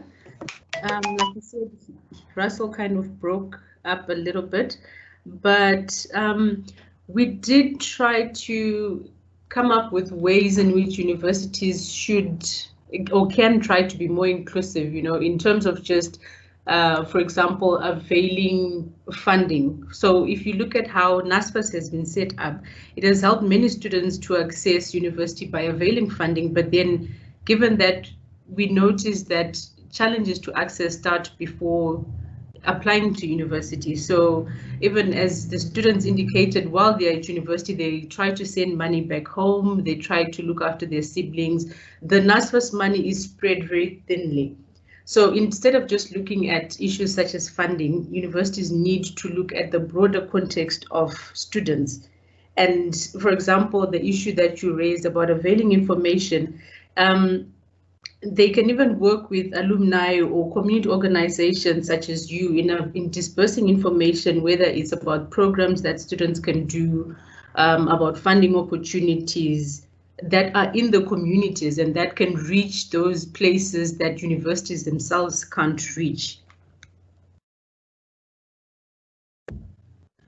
Yeah, I don't know. I was really talking about work that's done in schools by way of preparation, you know,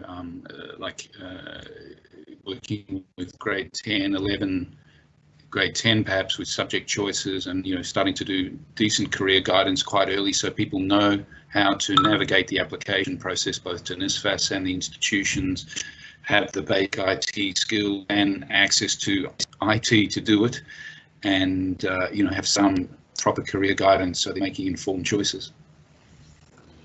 We didn't find that, or we didn't find very much of that.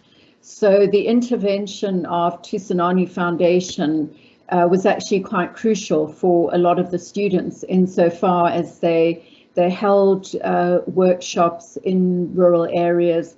They assisted students with navigating what are often rather complicated application forms. They often took a whole lot of application forms away with them, you know, typed them up so that they could be entered online, and so on. We found, I would say, next to nothing in terms of deliberate career guidance, as opposed to the occasional teacher who was significant in saying, well, look, you're really good at accountancy, you might want to think about studying this, or a general encouragement to students that they might want to think about university. But in terms of the specificity of what they could actually do and what they needed to do, we didn't see them getting that from the schools, where the primary focus, especially in grade 11 and especially in grade 12, was getting students to pass exams.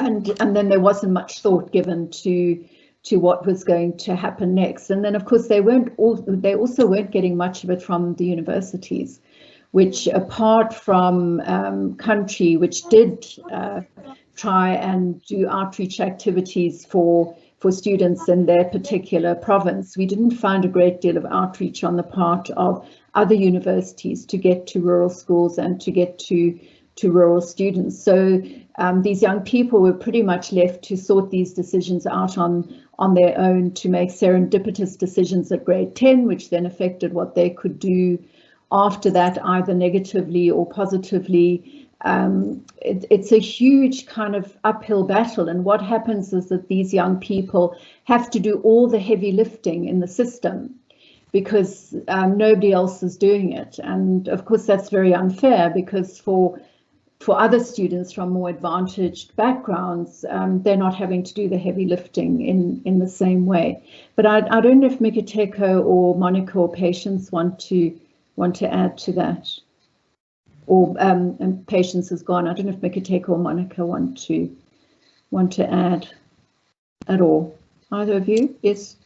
Russell, do you want to say some more? No, just to say, I mean, that's interesting to hear, because I mean, that's precisely the intervention we're trying to develop, and, you know, specifically for rural communities and rural schools, around psychometric testing, career guidance, basic IT skills, sort of preparation for tertiary, trying to help people understand what the whole transition means, with a view to, you know, building a pipeline of learners who might make it. I mean, we can't address the teaching and learning issues that, you know, are prevalent in the schools, but at least to make sure that those who are possibly going to get the kind of marks they need have the best chance of actually making that link and that jump into further education opportunities. And we've learned that it can't just be university. We're having to broaden our net very widely to TVET colleges as well. We're finding in these rural communities it's a tiny proportion of matriculants who qualify for university, and far more who qualify to go into vocational training. So it's, you know, meant a significant shift for us. But I thought, anyway, participants might be interested to know that, you know, at least one organisation is trying to specifically address these kind of issues. Melanie, I would like to add that. Okay. That I don't know how widespread it was, but our students often, did they not, reported that their teachers were giving them extra classes and really pushing them to do well. a matriculation. So I don't know whether these, I find it difficult to know whether these were unusual schools that our students were coming from or not. Yeah, yeah, I mean, we've got one comment about there's a problem with psychometric testing because it decontextualizes learners and doesn't put them in context with all the conversion factors that operate. And then for some reason, I'm not able to scroll down and read further comments. So there's a comment from Chrissy, but I can't read the whole thing. I'm not sure why that is. Yeah, Russell, do you want to comment? And then I don't know if Monica or one of the others can scroll down to the chat and read the bits that are cut off on my screen. Yeah. So just the other obvious point to make is that, I mean, there's no such thing really as a career guidance teacher. It's maths teachers or English teachers who do that, you know, off the side of their desk when they have time. So it's not something that receives specific attention at school. So, you know, often the educators who are being asked to, you know, be life orientation teachers or, you know, offer career guidance have a number of other responsibilities. So it's something that's definitely under-resourced and I would say undervalued at school level, which means, you know, nowhere near the percentage of learners who have the potential to move into higher education actually do so for want of decent guidance and information. And as you say, they're the ones doing the heavy lifting, trying to make decisions on the basis of very incomplete and inadequate information.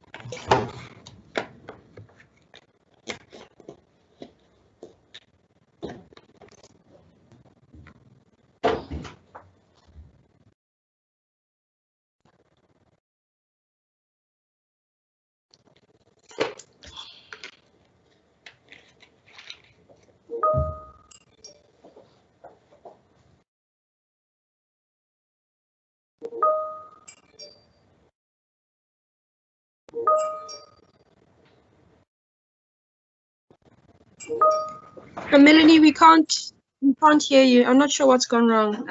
I hear some background noises, but I can't hear you at all.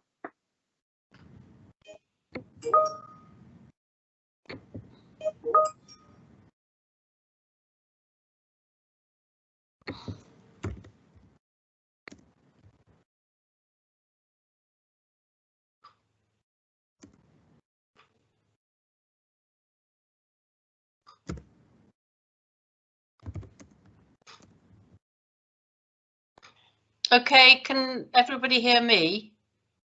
Melanie, is your mic on? We can hear you, Monica. Go ahead. Okay. So are we now at the point, Melanie, could you check if your mic's on?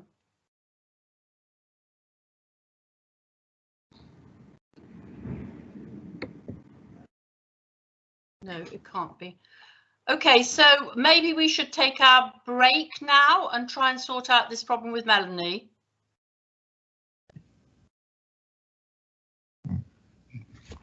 And then go on to the discussants. Yes, I think we should go ahead and do that. So we can take a break, a 10-minute break from now until 12. and then return. Well, on the original program, we had a break from 12 to 12:15, so a 15-minute short break, and then returning to have the discussants talk, or rather the discussants first. Is that correct? The program in front of me, after question and answers, the discussants are supposed to go now, each speaking for 5 minutes and addressing 3 key points before we break.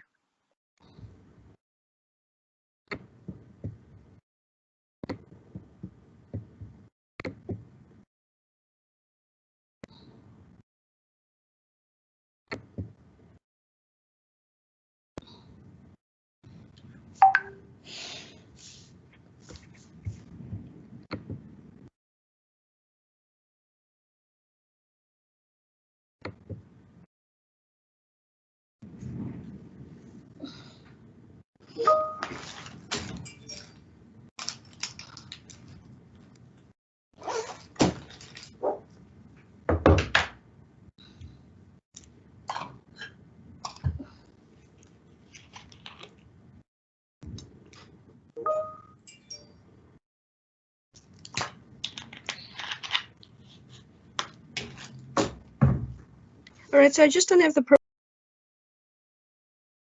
I'm a discussant later for Melanie's section, not now. at the end, exactly. Mugabe, could you go? Yes, I can definitely. Thank you. Okay, good afternoon, everyone. It's quite an early morning on my end, but I just wish to, am I audible, Miratho? Yes, you are. Okay, perfect. Just to say thank you very much for the opportunity. My name is Mugabe, and I wear a few hats, one as a postdoc at the University of Johannesburg, but also as one of the 2 co-founders of Thusanani Foundation. And so this project is particularly close to my heart, and I have been smiling from ear to ear at all the presentations, particularly the quality of the work that has gone into this project, and the depth that all the researchers have really gone into to foreground participants' narratives in their journeys to and through higher education. I also want to also say that I wish that everybody who is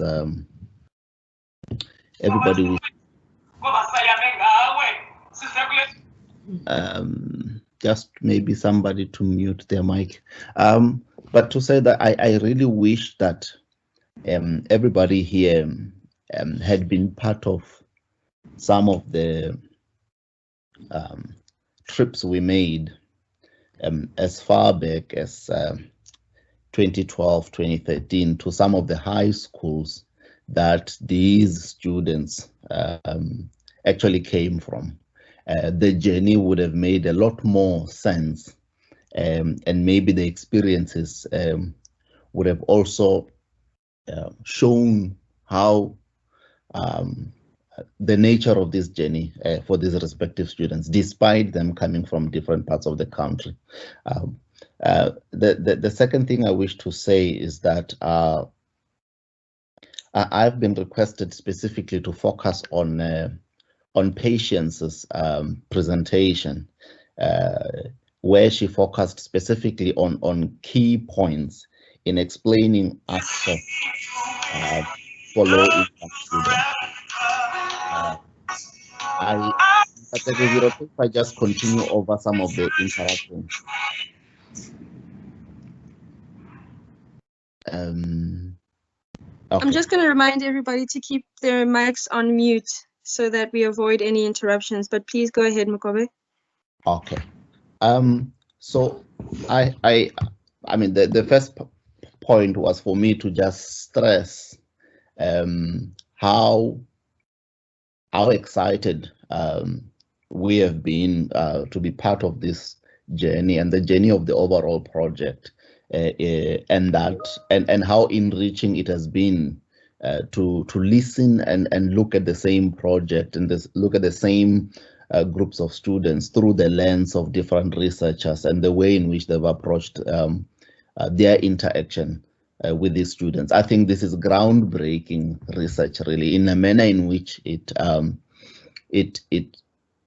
gets closer to the student's perspective, which is not often the case. The student largely remains one of the unheard groups in South African education system.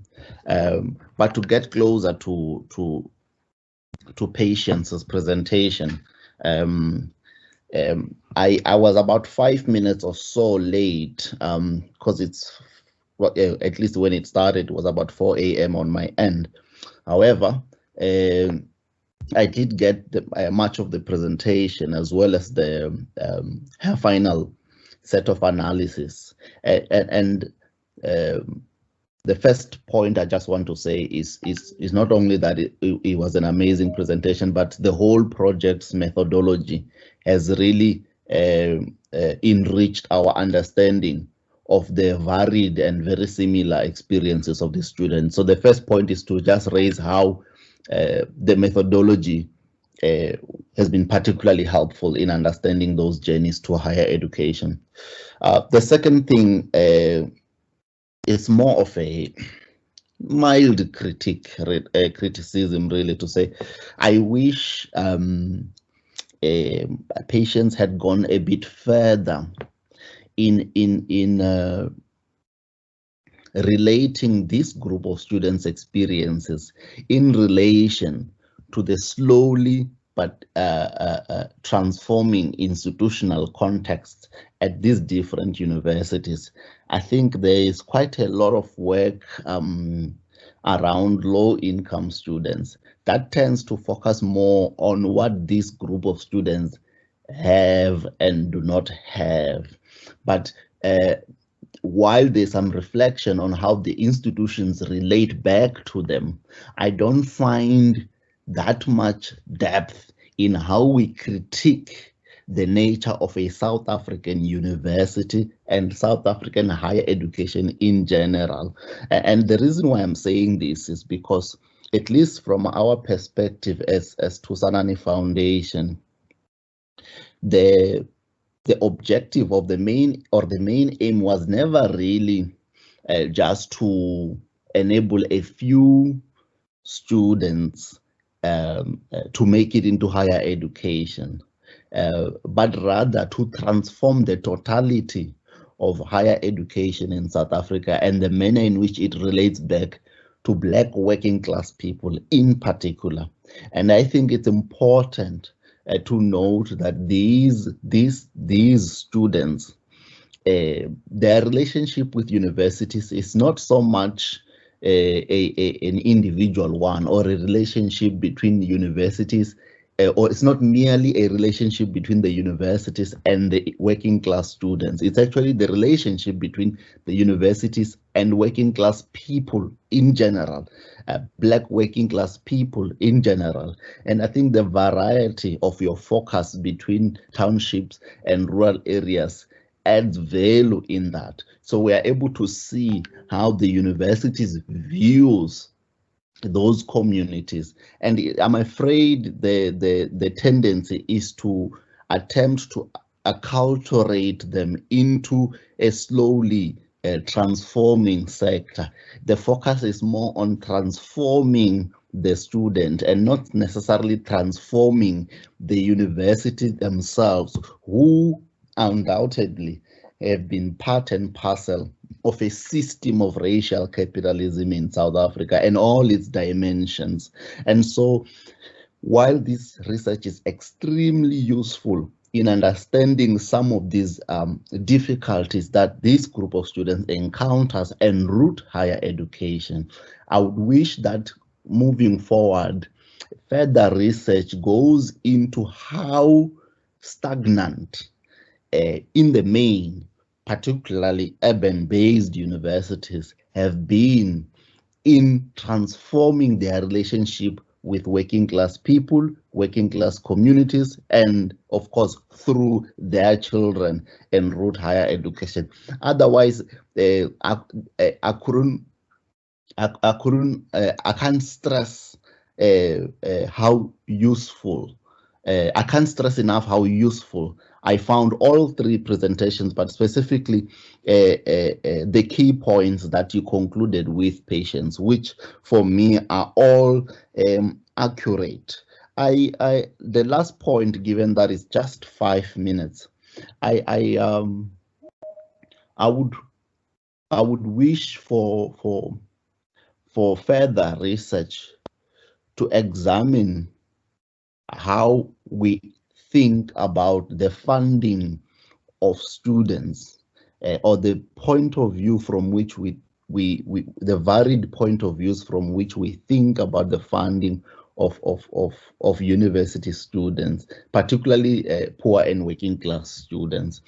Do we see it as financing a set of private goods that give people certain types of advantages in their lifetime, or do we see it as more of a collective national or nation-state capability development that is developing the capability of the South African state to be able to achieve its constitutional aspirations, in the main ensuring that everybody has a fair chance at life? I must say that in my experience and listening to the presentations, I couldn't help but think of how unjust it is that we all have to battle with an increasingly frustrating situation with how students are funded in South African higher education. And I'm sure the researchers would have encountered cases where a student secures funding today and they later informed that funding is no longer available without any real explanation as to why it was discontinued. I mean, I could go on for an hour about that part. However, I do feel that we need to be more critical of the institutional setup, and not so while it is important to focus on the survival apparatus of working class youth in higher education, it's important to note that the institutions play a far greater role, taking far greater resources from South African fiscus, and some form of responsibility must be placed at the door of the university.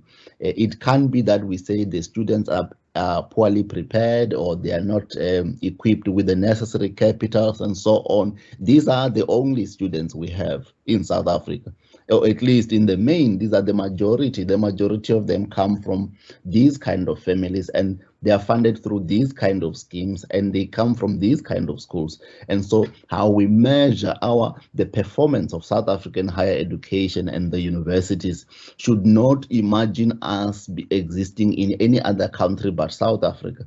And if we're in South Africa, then the institutional context must reflect the nature of students who are coming from those kind of families. Overall, I might want to stress that last point has nothing really to do with your presentation, Patience, but just to stress a potential area of consideration moving forward, to say, in addition to understanding the survival apparatus of the working class, which they've been doing since time immemorial, we should get closer to how we can possibly transform the manner in which these universities relate to working class people and therefore working class students.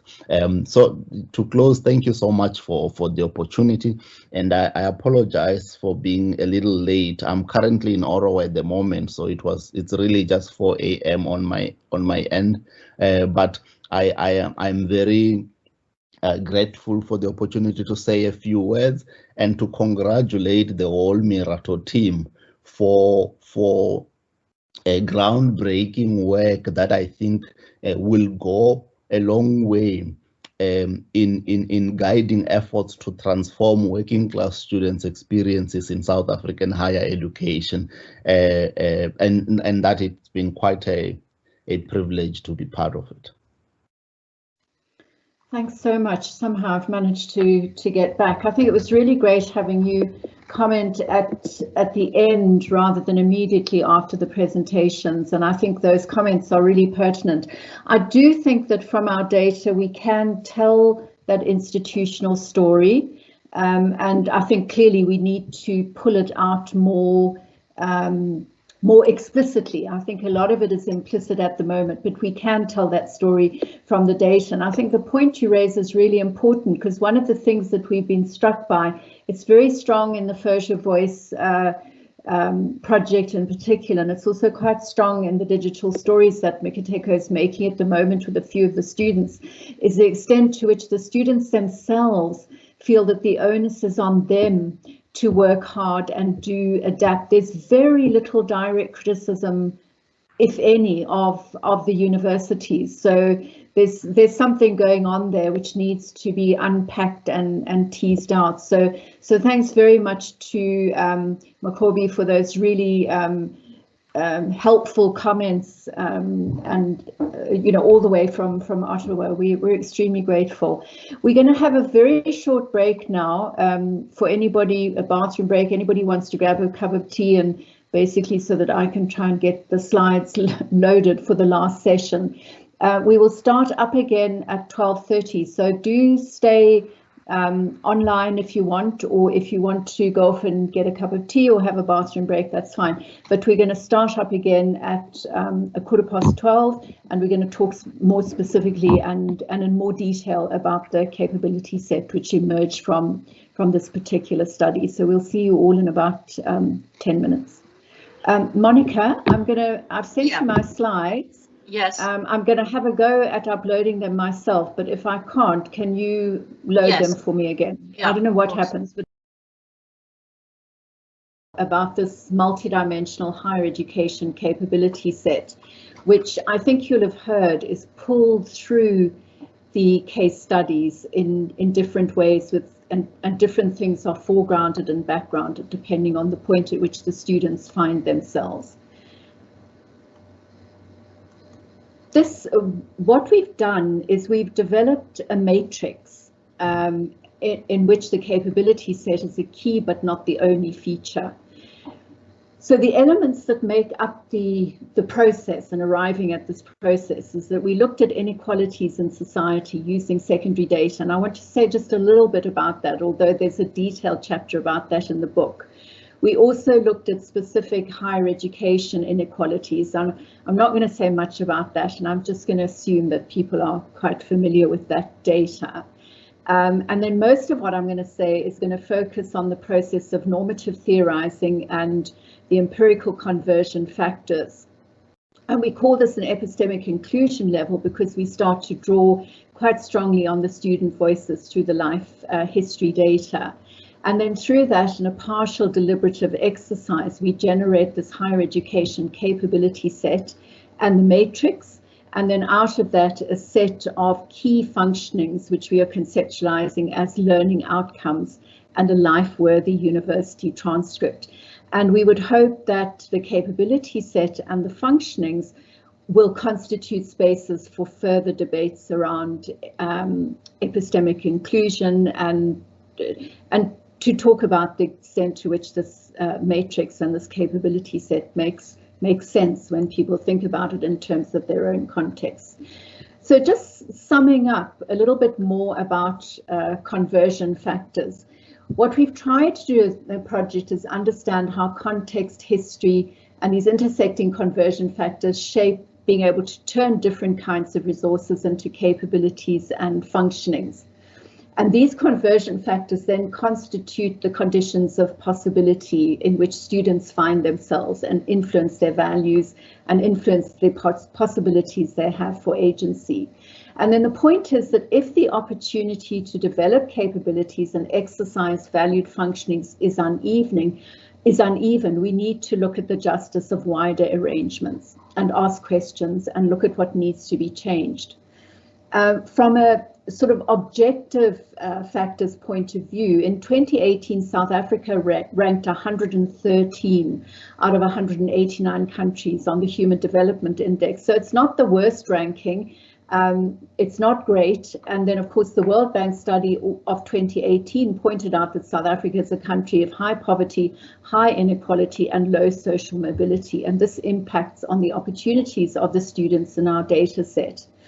And then people will also have heard about how family and community poverty have a spatial dimension in South Africa and remains concentrated in previously disadvantaged areas, such as the former rural homelands and, of course, in townships. And as I noted, the majority of the life history students come from rural areas in Limpopo, KwaZulu-Natal and Eastern Cape. All three of these provinces have a lower GDP per head in 2017 compared to the national average. And although COVID has turned all unemployment figures upside down and sent them skyrocketing, the expanded unemployment rate pre-COVID, that is people who, including people who stopped looking for work because they've given up, was around 41% in Limpopo, around 46% in the Eastern Cape, and around 42% in KwaZulu-Natal, all higher than the national average of 38.5%. And then rural provinces are also multidimensionally poor. So the Quality of Life Index developed by the Centre for Risk Analysis based on 10 weighted indicators gave the Eastern Cape a score of 5, KwaZulu-Natal 5.5 and Limpopo 4.9, all below the national average of 5.7. In the three districts that the students come from, for students aged 20 to 24, only 2.1% have any tertiary education in Harigwala. 2.1% have any tertiary education in Joe Gwabi, 2.3% in Harigwala and 5.8% in Bembe. It's much higher, but still all below the national average of 6.3%. So overall, the context from which the Miratho life history students comes and which forms the backdrop during and after their studies is objectively challenging, with multiple conversion factors at work. And again, you've heard how material poverty represents a major obstacle in its effect on student chances. And we've thus conceptualized different levels of student hardship, and we've written about this in the book. But we get comments like Nombuso from City, who said she worries every day about how to pay her fees so that she can graduate. I wake up with it, I sleep with it, she said. And Tinswalo, whom we met at the beginning, explained that in his first year, things turned to hell when I didn't get a bursary. So we need to keep in mind that despite agency and reflexive efforts on the part of students from low-income households, which shape their university trajectory, they face significant hurdles generated by the structural order. So producing our matrix and our higher education capability set, this is not a technical exercise, but it's always values-based and requires making values judgment. So we used a synthesizing and holistic approach following Biscoff's ideas, which combined our normative assumptions drawn from the capability approach and elsewhere, with procedural methods from what we call an empirical deliberative process. Deliberative in that we include student voices, and also at different times we've had the opportunity to share the data and the ideas more widely. So the normative basis is capabilitarian theory, which we extended when we found gaps which did not address our specific concerns, and empirical, a deliberative process to judge which capabilities mattered most based on the in-depth life history data, 246 interviews in total, the participatory research project, the workshops with students, the meetings with other stakeholders. And this process is always iterative and incomplete. So in presenting our capability set, we're not suggesting that this is some kind of blueprint. It's still open to further discussion, we hope, and to changes. We started out with 3 broad domains. This was by around March or May 2018, I think. And these we thought of as the epistemic, the social, and the material. By August 2019, as we both collected more data and had more conversations, we'd expanded this to six domains. And then the point at which we stand now is that we've expanded this from 6 to 8 domains at all. We think these domains are thoughtfully perfectionist in that we take a position on what is educationally valuable, and we combine theorizing with empirical data and situational analysis of higher education. And in doing this, we try and enable the voices of less advantaged students and ordinary students. These are very ordinary students. They're very typical of students in our higher education system. So we take their voices into account, but also the theoretical voice of what is educational about higher education and how inequalities work against greater justice. And we recognize that our capability set does not lend itself to easy measurement, but we don't think it should be discarded for this reason. We had a lot of discussions about whether the material domain should be included as a capability. Our concern was that if it wasn't, it would get overlooked again. But on balance, we took it out, and we've included it in the matrix, but not as a capability. And then we mapped our in vivo codes against the 8 domains. We analyzed the synopses of the 58 students. We wrote a synopsis based on the life history and updated it year on year. So these are good summaries of the life history data for each student. And we looked at the survey. And then the corresponding functionings are a core set of learning outcomes, both cognitive and non-cognitive, which take into account both process and achievement, and which are complex and demanding. They should not be reduced to a checklist, and we recognize the danger of having a list of key functionings, which then just becomes some kind of a checklist. And that's not what we had in mind. So these are our 8 domains, which Monica mentioned in the beginning. We're calling them domains because we're also trying to move away from the notion that somehow this is a capability list, which we think might narrow it. So against each domain, there is a cluster of capabilities. So we have epistemic contribution, and the related capabilities would be equality and gaining degree knowledge, being able to reason, understand, apply, share, discuss, and examine knowledge critically, alone and with others, having a transformational relationship with university undergraduate knowledge, access to technology for learning, and having a voice which is academic, political, and social. And this, of course, is our answer to Sen's equality of what question. What are you putting in the space of equality? And what we're putting in the space of equality are these 8 domains, which need to be monitored, measured, evaluated in some way. The second domain is that of Ubuntu, which involves equality and understanding that another person's well-being is connected to the well-being of other people. And it means intrinsically valuing relationships. And there's the beginning of a debate in the capabilitarian community about how one does that and what it might look like.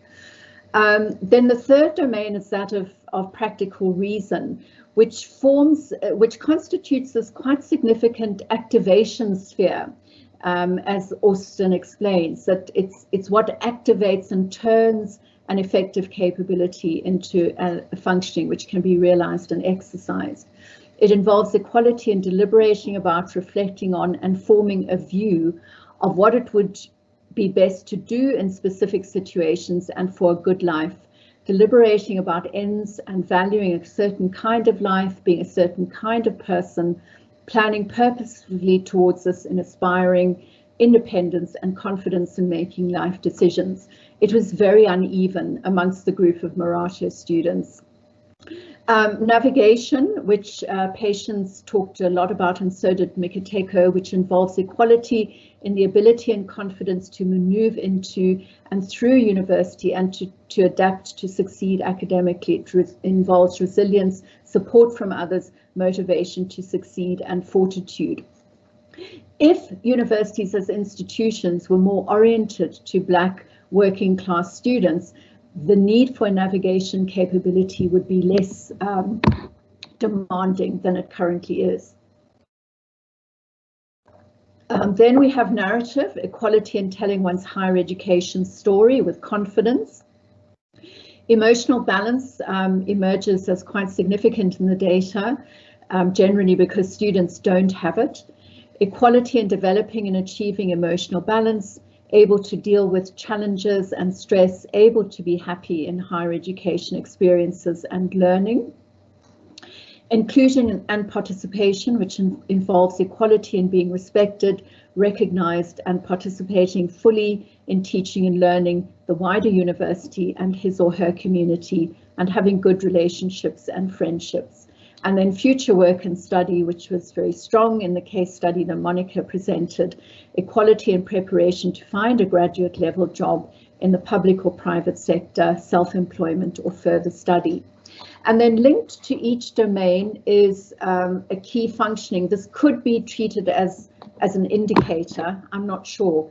So the learning outcomes that emerge from our study and from our capability set are being an epistemic contributor, connect to and concern for the well-being of others, planning a good life, navigating university and society's culture and systems, telling one's own higher education story, able to deal with academic life and challenges, being a respected and participating member of the university and society, and being employable and qualified for further study. And then just to emphasize again that these are actually achievable beings and doings. These are things which students are actually able to do and ways they are actually able to be. The corresponding functionings are the opportunities and the potentials. I'm going to say just a little bit more about two of the domains, but again, they dealt with in detail in the book. So we understand the epistemic contribution domain as architectonic for higher education. It underpins and suffuses all of the capabilities, but these are multidimensional, and the other 7 support the development of the epistemic contribution domain. So we drew on Miranda Fricker's work on epistemic justice, and out of this she develops the notion of an epistemic contribution capability, which involves the right to be a credible knower and teller in education and society, and to be able to participate fully in acquiring, sharing and co-producing knowledge materials and having a political voice. We think the capability is critical for a decolonial approach to an ecology of legitimate knowledges and to engaged and inclusive pedagogies, so that exclusion from or having only a thin capability has real consequences. We also found that low income and especially rural students are prejudicially judged as inarticulate and less intelligent, so they are subject to what Fricker calls testimonial injustice, and this certainly cramps the possibility of them being epistemic contributors. Often the capability emerged from what students would have liked from their university education, but did not get most of the time. So over time, most students shifted from valuing being given information so that we pass. We found a lot of that in years 1 and 2, to wanting classes which were more challenging and interactive, and being slightly critical of those lectures which didn't emphasize understanding and simply focused on transmission. The emphasis, however, was still on what the lecturer knows, although the importance of being a knower and teller begins to emerge, but it's often faint and uneven. And of course, political voice was fostered through the Fees Must Fall protests of 2016 and 2017. Even though few of the students were active, the majority were very supportive. With regards to the Ubuntu domain, this is already a well-developed functioning when students enter university. So the issue is the freedom and opportunity to do Ubuntu with new groups, and a university ethos which values Ubuntu beyond the rhetorical. There's lots of rhetorical valuing of Ubuntu in university mission statements, but perhaps less so in practice. And we think also this is very tricky under neoliberal individualizing conditions, and universities might tend to fall on the one side of the neoliberal line and Ubuntu on the other side of the neoliberal line. And I think Makobi's alluded to that in his comments. Ubuntu, as people will know, philosophically says that each person exists because others do, and that interaction between people necessarily involves mutuality and cooperation to the extent that others' lives and well-being are inextricably linked to the person's own life and to their well-being. And it must be central to a transformative and decolonial university project. So, for example, Sabelo said, people help you when you have nothing, so when you have something, you must help others. Bonani, who said, when you isolate yourself, you die slowly.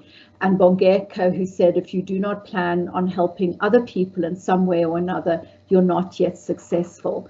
So generally, students pick each other up during their struggles so that helping each other helps achieve their well-being and agency goals.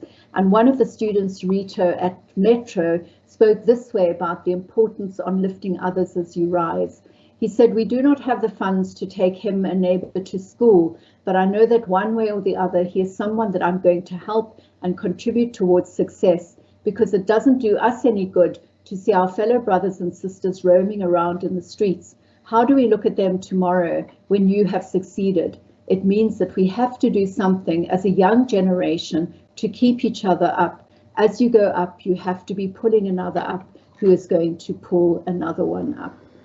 So for students from low-income backgrounds, for Black students, the capability for Ubuntu is essential, because when they experience obstacles and adversities during their higher education journey, someone has been there to help them to succeed, and they have helped others in turn. So that's just 2 on the list of 8. I mean, do read the book. We bring this together in the form of a matrix. All these dimensions in the matrix are important. So it's constituted through the capability set, which we've described, the core functionings, having adequate material resources, and a set of contextual and intersectional conversion factors, which are personal, historical, social, educational, and environmental. And we acknowledge that measurement against the matrix is complex and it may be imprecise. But we draw on Sen, who explains that, and I quote him, it is undoubtedly more important to be vaguely right than precisely wrong. So we think our matrix is vaguely right rather than precisely wrong. And then what we also do in some detail in the book is we pull out the kind of university conditions which are required in order for students to develop these functionings. And we also develop sort of subsets of functionings and so on. It's quite sort of a complicated account. But for example, and I won't go through all of these, for an epistemic contributor, we think that university conditions, and again, this comes back to Makobi's point about the institution, need to pay attention, and this is at the level of the university and of the faculty and department, to the quality of curriculum design, teaching and learning and assessment practices that build confidence, inclusion, and civic participation, which foster dialogic and inclusive epistemic culture and environment. That is the responsibility for the university and for the departments. For planning one's life, the university needs to take responsible for an ethos and processes which encourage aspirations, decision-making, and future good life planning in teaching and learning, but also extracurricular opportunities and activities. And so it goes on, spelling out ways in which universities need to operate in order that students can achieve the success that they so badly want.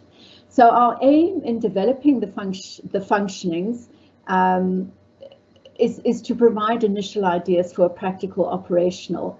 And we leave operationalization, and we recognize this leaves open considerable space for university judgment and decisions. But these, in our view, would always need to be anchored by the normative focus on student flourishing, the wider goal of human development, and the matrix as a whole. You can't just pull one bit out and decide that you're going to work on that.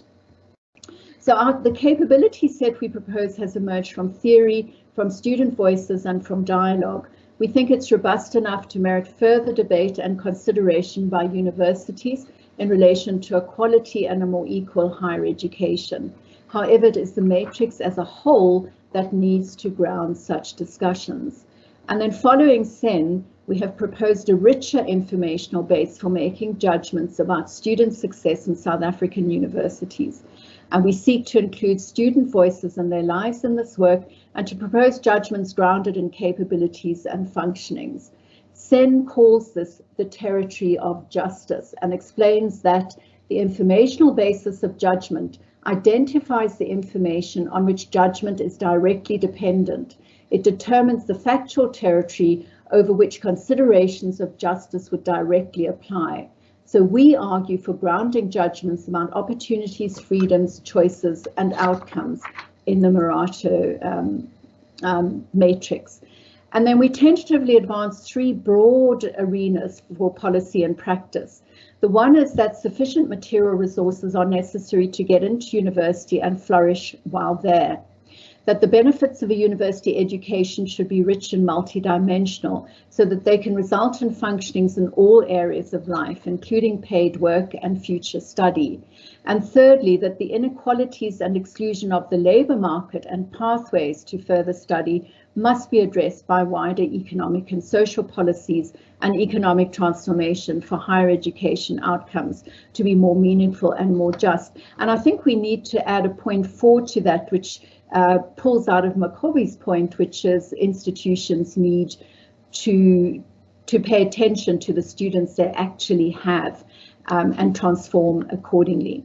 So I'm going to stop there and invite Sue McKenna to make some comments, and then we can open it up for discussion. Sue, the floor is yours. Thank you so much, Melanie. I have so much that I want to say, and I know I have only a few minutes in which to say it. But first of all, just a really big thank you and a congratulations to the whole team on what I think is a very nuanced and very sophisticated understanding of the student experience. I think most of us, I would like to think that most of us as South African academics actually do know the material realities of our students, but it's almost as if we block them from our minds, perhaps as a form of self-preservation in much of our day-to-day work.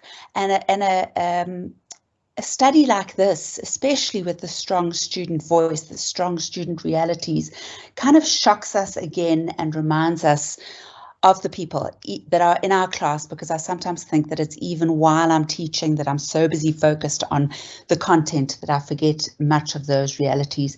And I think that one of the huge positives of a study like this is that it does offer us some big system level insights, but it does it through very close up research. It stays very close to the student experience, and yet it doesn't get kind of blocked there. It helps to move us to understand what is needed for change. And of course, as all of you've said today, it's very much normative. It's very focused on this idea of human flourishing. I love the way it was described, that the role of higher education is to expand the freedoms that are of value to students, which is a slightly different slant to Paul Ashwin's one on the role of university to provide students with a transformative relationship to knowledge. But I thought that there were some lovely echoes there. I think all of us that are doing social research in higher education come across, or we should come across, the same core issue, which is really the tension between understanding the constraints and enablements of social structures and then the role of agency that all of us have and that all of us value. And I think it's really important that whatever theory we use to shine a light on a social phenomenon such as higher education attends to both of these and never attends to one to the neglect of the other, because I think so many of the theories used in higher education study do just that. They attend to one at the neglect of the other, which not only provides us with a very limited understanding, but it also prevents us from actually understanding the complexity of what is needed to bring about change. But I also appreciated not only the nuance of the capabilities theory of attending to that sort of central tension in social research, but also to the team's kind of, I think you called it theoretical pluralism, Melanie, the sort of, okay, well, Fricka is going to really help us to understand this, and that's what we're going to bring in there. I think so much research in higher education, about higher education, focuses on what Monica called the easily measurable. It's not only that our systems focus on the easily measurable, but our research focuses on the easily measurable. And I think that's one of the huge benefits of something like this, is that it doesn't try to do that. It tries to show us a big picture while acknowledging the real complexities. Melanie raised the concern that by providing us with a model, if you like, an understanding of how these capabilities work, and I think the way in which it was built through both a strong student voice and a strong reliance on strong theory, I think that was really, that gives to the rigor of the entire project. But of course, the danger that Melanie raised is that this can be appropriated into a checklist. And so I think it's really important for all of us to constantly reiterate that this is a way of making sense of highly complex situations. It's not something that can be appropriated, as we have seen done with so much theory in South Africa. We've seen complex, sophisticated theory appropriated into ways that can be used for simple student development initiatives. And so, yeah, we need to remember that this nuanced understanding, it's not a checklist, it's a nuanced understanding of students' experiences in order for, certainly from my perspective, in order to make better sense of my responsibility as an academic and as part of the university system. And to that, I just want to end with one last point, and that is that I think we need to tie these kinds of projects to opportunities such as the University Capacity Development Grant, which has now spent, I think it's about 7 billion on student development. And what form is that student development taking? I hope I'm not insulting anyone, but certainly I've got a couple of PhD students that are researching the student development initiatives that are being funded through the University Capacity Development Grant. And I would suggest, I'm not sure if it was Patience or Makateto who kind of described the, the teaching to the PowerPoint, the getting through the content.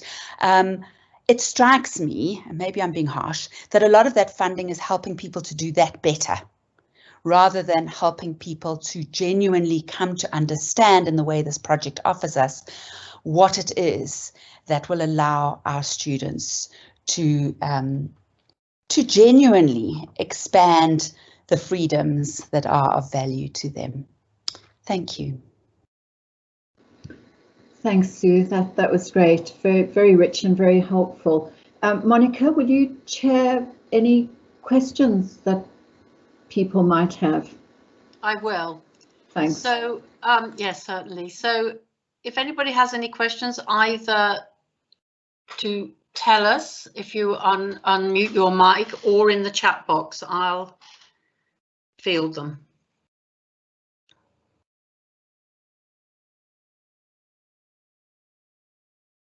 There is a comment here that you might want to say something about, Melanie. I think institutions also need to equip academics with this knowledge and with training on how to engage with our students as whole people, not just on an intellectual level.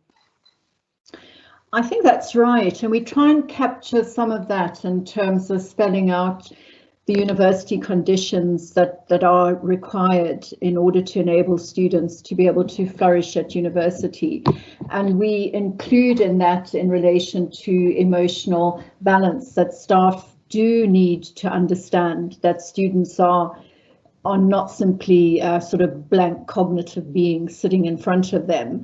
And the kind of emotional stresses and challenges that students go through are really significant, and it makes it has a real, for some of them, it has a real impact on their learning and what it is that they're able to achieve. So I think that's absolutely right, and it comes back to the point about what is the institutional responsibility to change in the light of who the students actually are.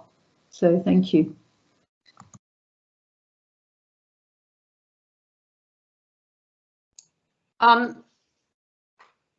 So I have a question, really, kind of, which links to what Sue was talking about, that it appears there is money for student development, but you were suggesting, Sue, that maybe it isn't being used to grapple with the realities for students like this. And I wonder what is the way in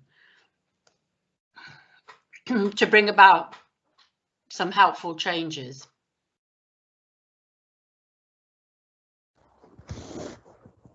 I mean, I'm happy to reply to that, Monica, but not from the perspective of this project, although I think certainly that throughout this morning I've been thinking, yes, this conversation needs to go to those people that are drawing up the proposals for the use of the University Capacity Development Grant. I think what happens with the University Capacity Development Grants, and I'm just looking if Chrissy's still here, because she would certainly have a lot of experience, and perhaps some others in the room would too, from management level. Yes, she is here. That what often happens with the University Capacity Development Grant, certainly my PhD students' research has shown, is that you get a couple of champions. They're often in management positions. They often do not necessarily have research and or teaching experience. Or if they do have teaching experience, most of us with teaching experience without any research in teaching and learning rely entirely on kind of dominant common sense understandings. And they will then put together proposals for what I rather harshly call pet projects. They're sort of hobby horses, which are often very remedial in focus. So they will be things like English language courses, information literacy courses, very much, and I'm trying to remember your wording of it. Was it Melanie, or I think it was Monica, was sort of talking about the way in which so much of the focus on generic skills sort of trivializes knowledge. It trivializes the ability for those initiatives to actually provide transformative opportunities. So that's my view, is that they're just not very theoretically informed. So they're just reinforcing the status quo. But let me hand over to Chrissy. Are you there, Chrissy? Yes, I am there. Sorry, I just couldn't find the microphone. Yeah, I completely agree with what Sue says. And I was always also taken when I was listening to you, Melanie, that one of the things I've done quite recently is I did a big literature review on teaching and learning for Shireen Matala, who's the SARChI chair, and of teaching and learning. And in that review, I drew heavily on Sue Ellen Shea's 2012 paper, where she talks about the need for us to build systematized, principled bodies of knowledge.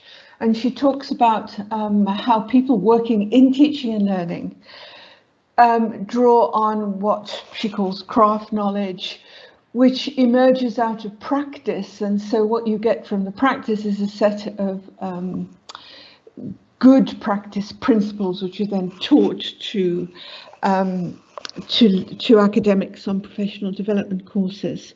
Well worth reading that paper. It's quite old now, but well worth going back and reading. But what strikes me, and I got this quite carefully out of doing that literature review, is that that body of knowledge that Sue Ellen is calling for is being built. You can see different theoretical lens being brought to bear on things we acknowledge as problematic in teaching and learning in higher education. But they don't, what doesn't happen then is the next step of recontextualizing the problem. So your work, we've got these wonderful insights into what's going on and what's needed, but somehow we can't take it and put it together with other work and recontextualize the problem. And I think that's what goes on in the university capacity development grants. People can't use the work out there to recontextualize the problems. So they just apply the same old approaches they've always done, you know. Oh, there's a language problem, but they don't recontextualize the language problem. So they just get money to run a course. So there's something fundamentally wrong with the way we're using theory and not using it to unleash its power. And I find that absolutely disheartening and depressing. I've said enough. Thank you. Thank you, Chrissy. There is a question here, which I think, Miratho, you could answer, from someone asking if there are plans to further track the students in the world of work and further study. Miratho, do you want to respond? Yeah, okay. Yeah, well, I'm about to start working on a project that essentially tracks where the students are beyond university. It's going to be over a 3-year period starting this year, and looking at whether or not the impact of being at university actually plays out in students' lives once they've graduated. So yeah, that's one thing that I'm doing in my own capacity. Now, I will be working with students from this project, but also newly recruited students who also come from low-income rural areas in particular. And we're also working at the moment on a series of digital stories with 5 students from each from one of the 5 universities that we worked with.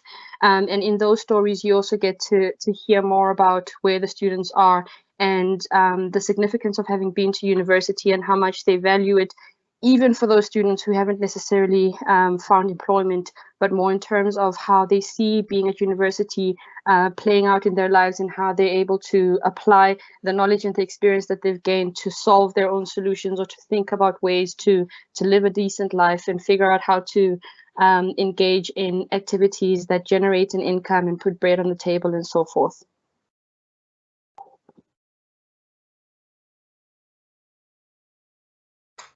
Thank you, Miratho. Thank you. Are there any more questions or comments that people would like to share with us? Yes, I do have a question. Thank you. I think I found previous comments just as an enriching, but I wanted to ask a question, Professor Walker. There is a lot of these first-year experience initiatives across different universities that have really been put at the transitional stages of the students' journey, particularly upon arrival in different institutions. Did you come across any insights on how those institutional arrangements in the form of the first year experience and the extent to which they are either helping or not helping, or if you did indeed come across those initiatives, what were your thoughts or what are your thoughts around them in these students' experiences? And lastly, given the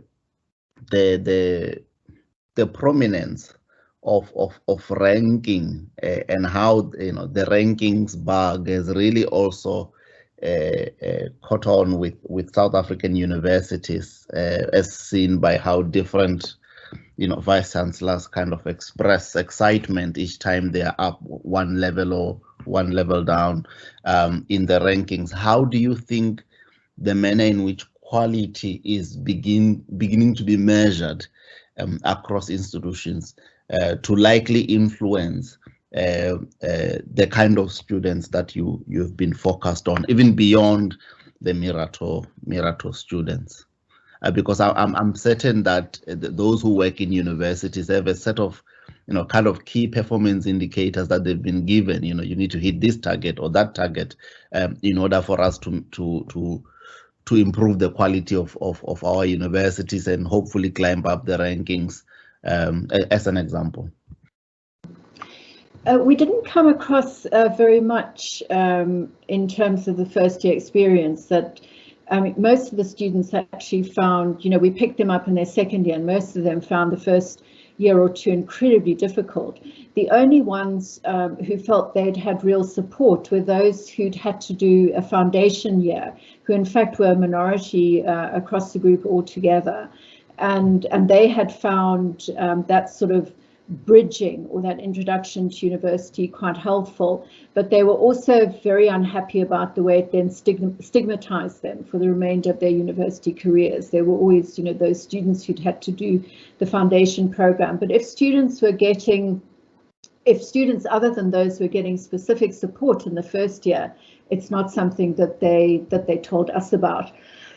I suspect that they weren't getting it. And of course, there's a lot of research which says how important the first year experience is, but I guess it comes back to what Sue was saying about the 7 billion which has gone into these university teaching development grants, and it's surprising then that hasn't been looked at more carefully.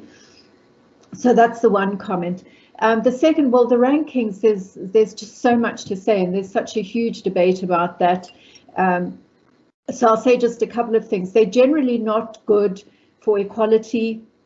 They're generally not good for justice, and Monica will know more about how they're also not good in terms of how quality is measured, where there are assumptions that the higher a university is on whatever global table you happen to be looking at, or national table, because we've got those as well, there's assumption that university is providing quality education, and I don't think we can make that assumption. It may be, it may not be, it may be doing it in some areas and not in others, but I think generally there's a lot of things that are left out of rankings, as I said, not least of which is equality, attention to structural challenges like racism and poverty and so on. And I think the kind of students in our project would not play well to rankings as they are currently constituted. It's hard to see how a university wanting to climb up the rankings as they are currently constituted would see students like this as an advantage, even though they are most of the students they have. So if I just take my own university, for example, 80% of the students now come from low-income backgrounds. And I think that wouldn't be untypical. It's possibly only a small number of elite universities where the student profile doesn't look like that, and it includes larger numbers of middle class and more privileged students. So, until somebody's going to come up with a set of rankings which are actually looking at justice, decoloniality, equality in relation to quality and so on, I can't see that the rankings are particularly a good thing for the kind of students whose lives we looked at. Thank you. I think that's very helpful.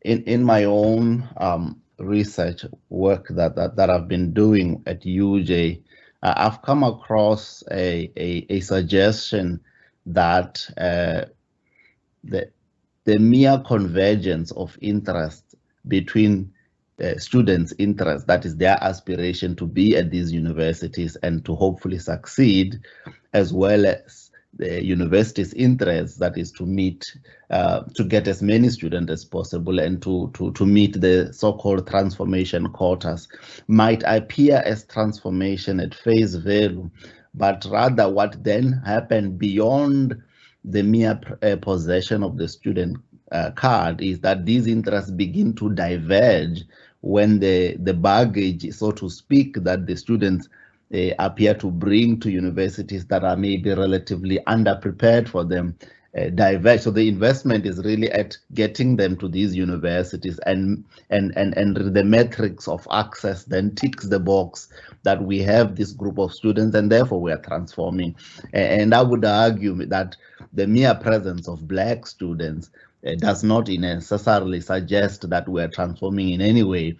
If anything, the scars that tend to follow some of the dropout rate, and I'm quite pleased to see that not quite a significant amount of your case study students went on to graduate, and I will be prepared to give you the full database of those the overall Tosanani group. It may be helpful for your team to see how this group of students fits into the broader 1,500 students in both their experiences, but most importantly, who got to graduate and who didn't. Of course, the work is continuing, but I think that there is a lot that the whole sector, the whole South African higher education sector can learn, and I'm very much looking forward to the output particularly the book, just to be able to maybe even invite you to address other gatherings that are not particularly academic, but shed light on efforts that are ongoing amongst different non-profit organizations that are doing similar work to us. That would be my parting shot. Thanks very much. We'd be very open to that, and we would welcome access to the database. Just in terms of your earlier comment, we do talk about measurement issues in the book, and we do make the point that parity of numbers or equality in numbers doesn't translate into substantive equality. All it tells you is that the numbers are equal, because it's an issue also with the issue of gender, where there are more women in undergraduate programs now than there are men. But women don't have substantive equality in the university. Working class students don't have substantive equality in the university. So it's useful to be reminded of that. Monica, I think we might need to wrap up quite soon. It's just after 1. Yes, it is. It is after 1. So would you like to wrap up? So thank you very much to everybody who's attended. Thank you for some very helpful and stimulating feedback, which is really useful for us and gives us food for thought. Thank you very much to our 2 discussants for thinking about these issues so carefully and articulating them in such an interesting and engaging way. We obviously would encourage people to download the book when it's available later this year, and we can certainly let people who are here know that the book is now out and in the public domain. And we welcome further conversations, or if anybody wants us to come and talk about this work to their organization or to their university, please do get in touch with us. We'd be very happy to do it. But it's been a real privilege to be able to talk about these ideas and to share them with everybody, and to hope that maybe somebody might hear them and pay some attention to them. So thanks very much. We will close the colloquium at this point.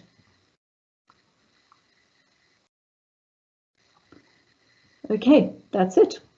Thanks very much, everybody. You can go off and have some lunch. Monica, Mikateko, Patience, can you just stay for a couple of minutes so we can sort out what